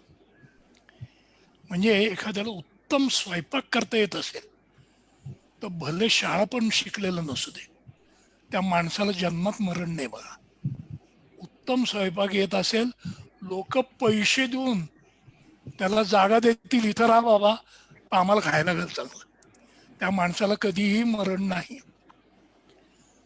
म्हणजे आपल्याला पाहिजे असतो आनंद, समाधान, प्रेम. आणि कोणीतरी आपली समजूत अशी करून दिली आहे की आपण खूप पैसे मिळवले आणि खूप लवकर मिळाले की हे सगळं आपल्याला मिळणार आहे. आणि म्हणून तुमच्या आयुष्याची उत्तम वर्ष तुम्ही फक्त पैसे मिळवण्यात घालवली तर ती घालवल्यानंतर लक्षात येतं की आनंद, समाधान, प्रेम हे याच्यामुळे मिळतच नाही आपल्याला. मुलांसाठी काही केलं आणि तुम्ही सांगितलं की अहो अरे तुझ्यासाठी केलं नाही हे सगळं, तर ते म्हणतात मी कुठं सांगितलं होतं तुम्हाला करायला, तुम्ही मला वेळ दिलात का थोडा? जेव्हा मला वेळ पाहिजे होता तुमच्याकडनं तो दिला नाहीत तुम्ही. तर वेळ आपण कसा इन्व्हेस्ट करतो हे फार महत्वाचं आहे. आणि त्यामुळं आत्ताच्या काळात असू दे किंवा तुमचा उद्योग अगदी तेजीत असताना असू दे, दर दिवशी कमीत कमी 1 तास तुम्ही अशा गोष्टीत व्यतीत केला पाहिजे की ज्याच्यामुळं तो तास कसा गेला हे कळलंच नाही तुम्हाला. 1 तास गेला असं वाटलं पाहिजे, कारण तुम्ही नको असलेलं काम ॲबिलिटीवर करता तेव्हा दर तासाला घड्याळाकडे बघता की हे कधी संपणार आहे. या दोन गोष्टी एकत्र आणण्यासाठी नाटक आणि सायकियाट्री जेव्हा मी एकत्र करायला लागलो तर माझ्या लक्षात येतं की ते एकमेकाला पूरक आहेत. आणि मग मला जेव्हा एकाने विचारलं की अहो तुम्ही एकदा ठरवत का नाही हो तुम्ही सायकियाट्री करायची का नाटक करायचं, मला पहिल्यांदा प्रश्न पडायचा का बा. पुढं मला उत्तर सापडलं. मी म्हटलं मी नाटकच करतो, मी 9 ते 6 डॉक्टर असल्याचं नाटक करतो, इतकं उत्तम नाटक करतो की लोकांना बरं वाटतं आणि त्यामुळे ते पण चांगलं होतं आणि नंतर वेगळं नाटक करतो. देवाने आपल्याला बघा 2 पाय दिलेत, 2 डोळे दिलेत, 2 कान दिलेत, मेंदू एक असला तरी 2 भाग आहेत. एका भागात भावना आहेत, दुसऱ्या भागात बुद्धी आहे. याचा समतोल साधण्यासाठी you need 2 professions, 1 to survive, कारण शिर सलामत तो पगडी पाहिजे असं. 1 to survive, other to make the survival worth. नाही तर तुम्ही नुसतेच जगलात आणि तुम्हाला कोण कुत्र विचारत नाही तो उपयोग काय त्या जगण्याचा. त्यामुळं आपल्याला लोकांना आपण आवडतो याचा पण विचार केला पाहिजे. आणि त्यामुळे हे करताना आपोआपच कसं झालं दोन्ही गोष्टी माझ्या चांगल्या होत गेल्या. आता सायकेट्री करताना मला माणसं त्यांचे मनोव्यापार समजून घेऊन त्याच्यावर उपचार करायचा असतो. पण नाटक, सिनेमा वाचता, कादंबरी वाचताना माणूस तसा का होतो हे मला जास्त चांगलं कळतं. काय सर हा. दुसरा प्रश्न? थँक्यू. हो हो सर, मनुष्य हा समाज प्रिय प्राणी आहे. आता या साथीच्या उपचार पद्धतीमध्ये आपण सोशल डिस्टन्सिंग किंवा सामाजिक अंतर, दोन माणसांमध्ये अंतर ठेवा किंवा सोशलायझेशन त्याच्यामुळे कमी होईल का, आणि उद्योगांच्या दृष्टीने कमी होणाऱ्या सोशलायझेशन परिणाम होईल असं तुम्हाला वाटतं का? तुम्ही असं करा, जुने शांताराम बापूंचे सिनेमे बघा किंवा बिमल रॉय यांचा सिनेमा बघा. अलीकडचा सिनेमा असो, पुराण सिनेमा असो, प्रेम हा चित्रपटांचा मुख्य विषय असतो तरुणांचा. आता त्या चित्रपटात तुम्ही बघितलं तर नायक जेव्हा नायिकेकडे बघतो तेव्हा त्याच्याकडे चोरून बघणारी नायिकेची दृष्टी एकदम दुसरीकडे जाते, मान खाली जाते आणि ती लाजते. सोशल डिस्टन्सिंग राहून प्रेम कळतं. किंवा पहिलं शब्दा वाचून कळले सारे, शब्दांच्या पलीकडले, अशी जुनं गाणं आहे. अलीकडचा कुठलाही सिनेमा बघा, नायक दिसला, नायिका फ्रेम मध्ये आली की मोठा अंतर पळ पळ पळ पळ पळ पळ जाऊन एकदम कडेवर बसतात. प्रेम दाखवायची ही पद्धत आहे. आता आपल्याला फक्त पद्धत बदलायची आहे, प्रेम तसंच ठेवायचंय. म्हणून काही काळ जुने सिनेमे बघा, म्हणजे प्रेम असंही करता येतं. सावित्री नावाचं एक अप्रतिम पुस्तक आहे, पुशी रेगेंचं पुस्तक. म्हणजे 39 पत्र आहेत एका बाईने एका पुरुषाला लिहिलेली. 39 पत्र आहेत. बायबल आहे, बायबल. कधीही उघडून कुठलंही पत्र वाचा, तुमची निराशा पळून जाईल. नाव काय बोलला सर? सावित्री पुशी रेगे. आमच्या थेरपी मध्ये हे येतं. आणि त्यामुळे मी तुम्हाला सांगितलं तसं तुम्ही आधी कसे जगत होतात, काय होतात, हे तुम्ही करू नका. कारण कलाटणी आलेली आहे चित्रपटामध्ये. म्हणजे पहिला अंक दुसरा अंक असतो तसा तुमचं जीवन चाललं होतं. काम करत करत करत एक विलन आला, एक क्रायसिस निर्माण झालेला आहे. इथे इंटरव्हल झालेला आहे आता, आणि इंटरव्हलच्या पुढे काय होणार आहे हे माहिती नाहीये तुम्हाला. आणि त्याची एक उत्सुकता. नाटक, सिनेमा तुम्हाला कधी आवडतो? तुम्हाला असं वाटतं की असं असं होईल, आणि तसं होतच नाही, काहीतरी वेगळंच होतं. अनप्रेडिक्टेबिलिटी ही उत्कंठा वाढवणारी गोष्ट जशी नाटकात असते तशी ती जीवनात असते. करोना, मी हल्ली सांगतो, प्रत्येक जण एक शब्द वापरतोय, हे युद्ध आहे. माझे हात जोडून कळकळीची विनंती आहे तुम्हाला, त्याला युद्ध म्हणू नका. करोना हा निसर्गाचाच भाग आहे, जसे तुम्ही निसर्गाचे भाग आहात. नुकतंच रामानंद सागर यांचं तुलसी रामायण दाखवून झालेलं आहे.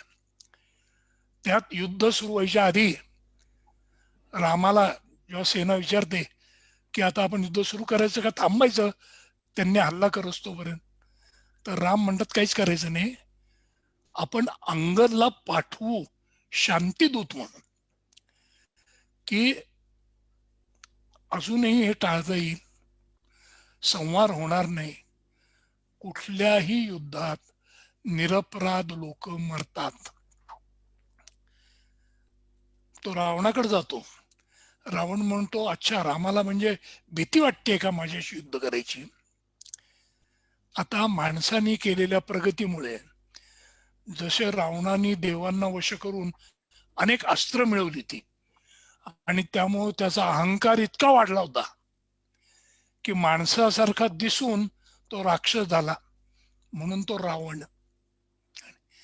आजच्या याच्यात असं आहे, राम म्हणजे निसर्ग आहे.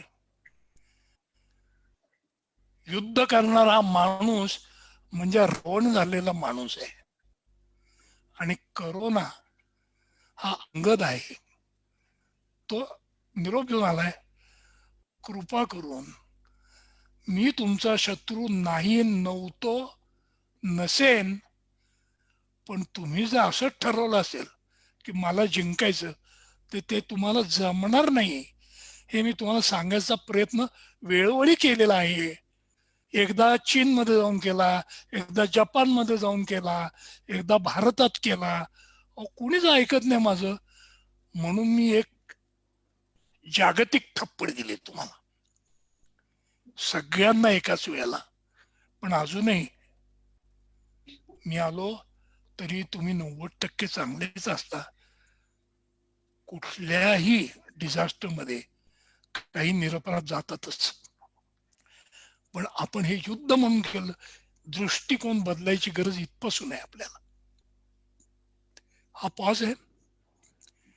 ज्या वेगानं तुम्ही जाताय, आपले निवृत्ती महाराज देशमुख आहेत, ते सांगतात एक नवीन रोग झालाय आपल्याला. कुठला? हावऱ्या.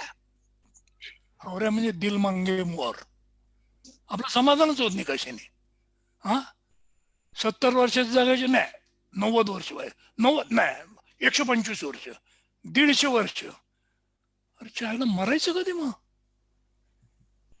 मरण हे जीवनाचा भाग आहे, हा रोग नाही. आणि एका काळाला तुमचं तुम्ही म्हातारपण आणि मृत्यू याला घाबरून जाता कामा नये. अहो, गांधी गांधी का झाले? त्यांनी पहिला विजय मिळवला मृत्यूवर. हे मला करायचंय, हे करताना मृत्यू आला तरी चालेल, ही भीती काढवली पाहिजे. हे मला वाटतं सगळ्यात महत्वाचं आहे. डॉक्टर साहेब, मी एक प्रश्न विचारतो. हो काय सर, मी विचार हो विचारा. हो डॉक्टर साहेब, जर तुम्हाला एक आता पंचसूत्री द्यायला जर आम्ही सांगितले की 5 पॉइंटर्स, एक ऑन्टरप्रिनर्स आहे आणि नवीन हे सगळे कपल्स आहेत, त्यांच्या ह्या सगळ्या गोल्स लाईफ मधले चेस करणं, फॅमिली, हेल्थ, फ्रेंड्स, सोशल आणि फन, ह्या सगळ्या गोष्टींचं बॅलन्स करून आपल्या मुलांमध्ये, आपल्या संसारांमध्ये आणि आपल्या सोसायटीमध्ये व्हॅल्यू ऍडिशन स्वतःच्या लाईफमध्ये प्लस दुसऱ्यांच्या, ही जर करायसाठी असेल तर एक पंचसूत्री जर तुम्ही सांगाल तर काय सांगाल?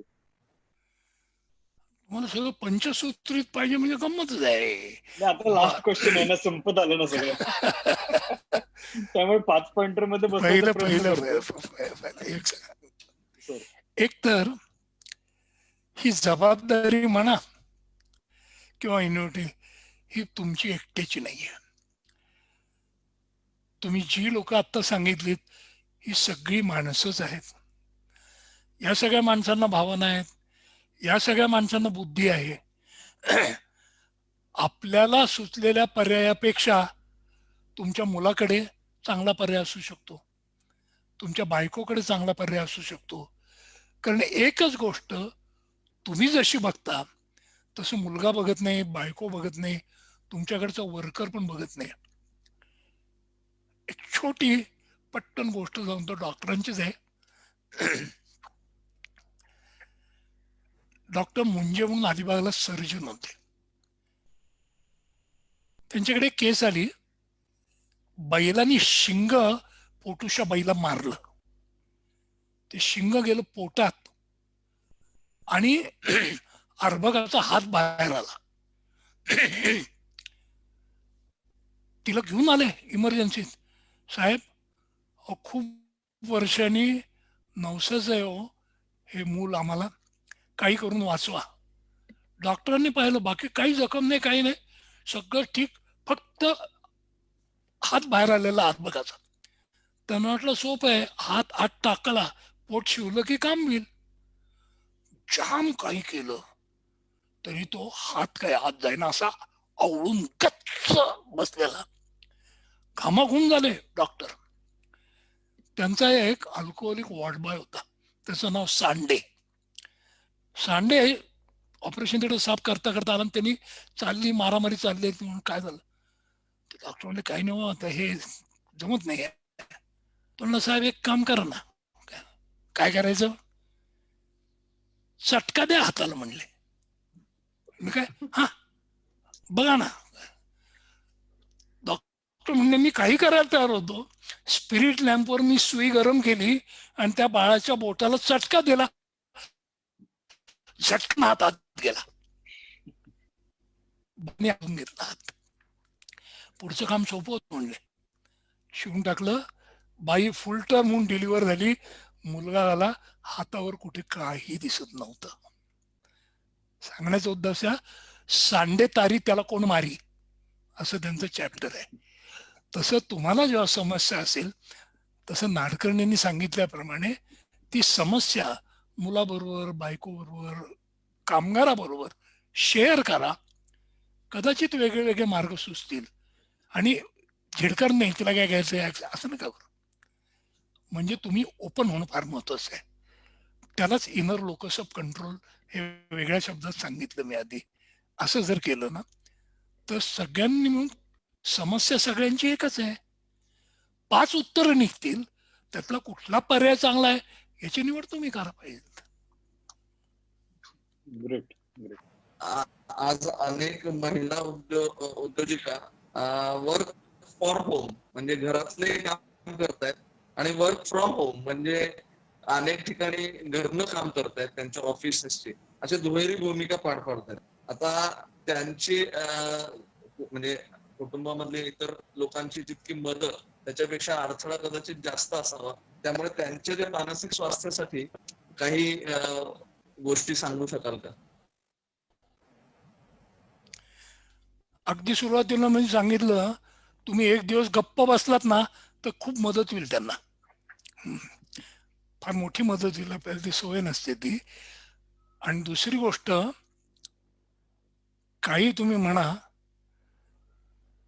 पण बायकांकडे जास्त काय त्याला म्हणतात फ्लेक्झिबिलिटी आणि सहनसिद्धी आहे तुमच्यापेक्षा. त्या बोलत नाहीत, मार्ग शोधतात. पण त्यांची शक्ती कमी करायलात ना, तर आयुष्याची कमाई या करोनामध्ये होईल तुमची. एवढं मी तुम्हाला सांगतो. याला पण मी एक दाखला देतो. माझ्या आईला टीबी झाला होता वे बॅक. औषध नव्हतं, पेनिसिलिन नुकतं आलं होतं.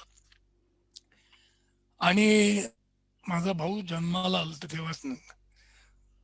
तिला ठेवलं होतं तळेगावला टीबी सॅनिटोरियम आहे. सगळ्यांनी माझ्या वडिलांना सल्ला दिला, अरे तुला 3 मुलं आहेत, हे व्हायचं काही खरं नाही, तिला सोडून दे, तू दुसरं लग्न कर मुलांची काळजी घ्यायला.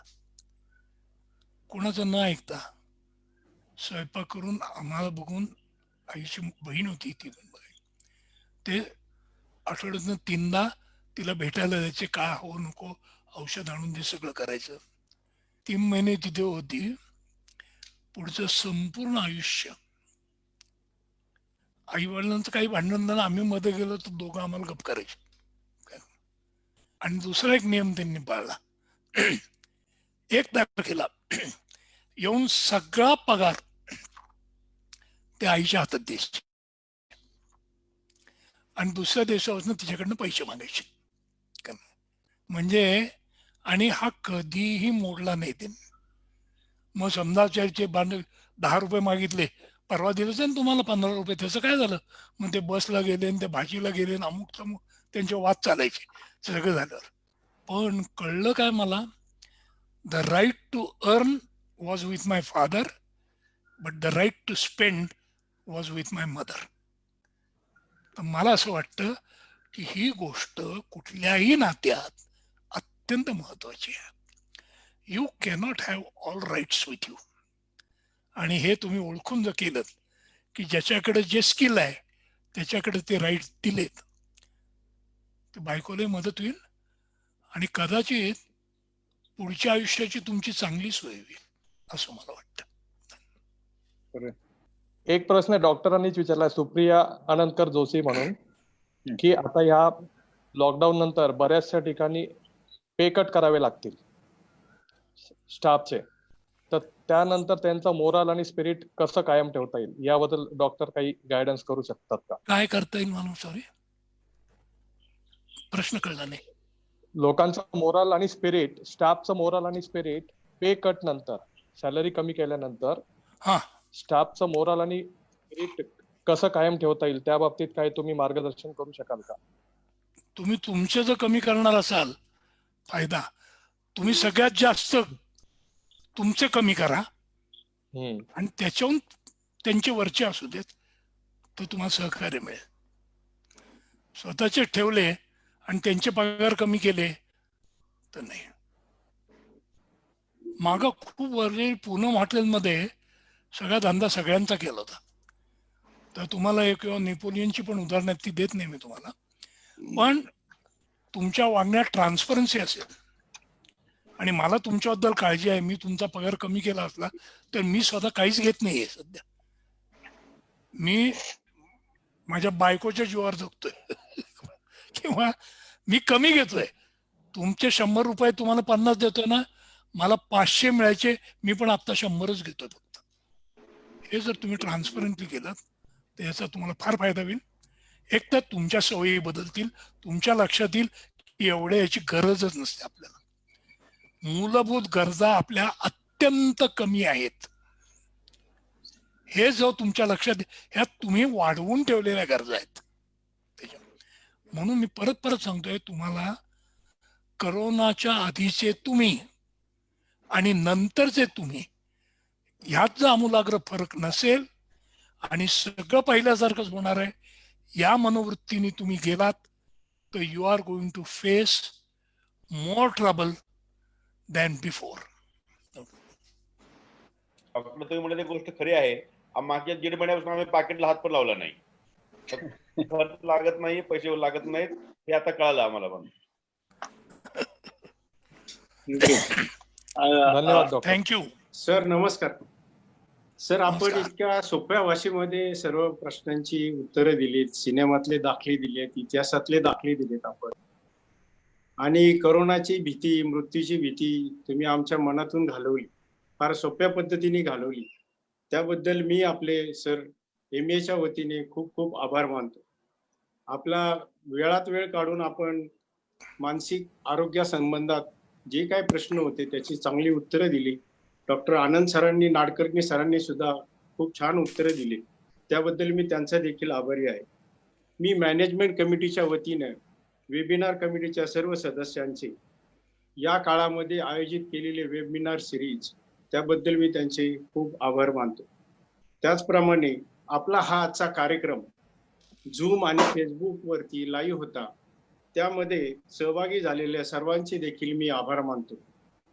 आणि हा सर्वांच्या मदतीने MA चा हा कार्यक्रम जास्तीत जास्त लोकांपर्यंत पोहोचला असं मला वाटतं. आणि सर, आपण म्हटलं की मी परत येईल, तुम्ही नक्की परत या आमच्याकडे, आणि आम्हाला आपण परत आलेले नक्की आवडेल. आम्ही आपला एक चांगला मोठा कार्यक्रम आयोजित करू असं मी कमिटीच्या वतीने आपल्याला सांगतो. धन्यवाद.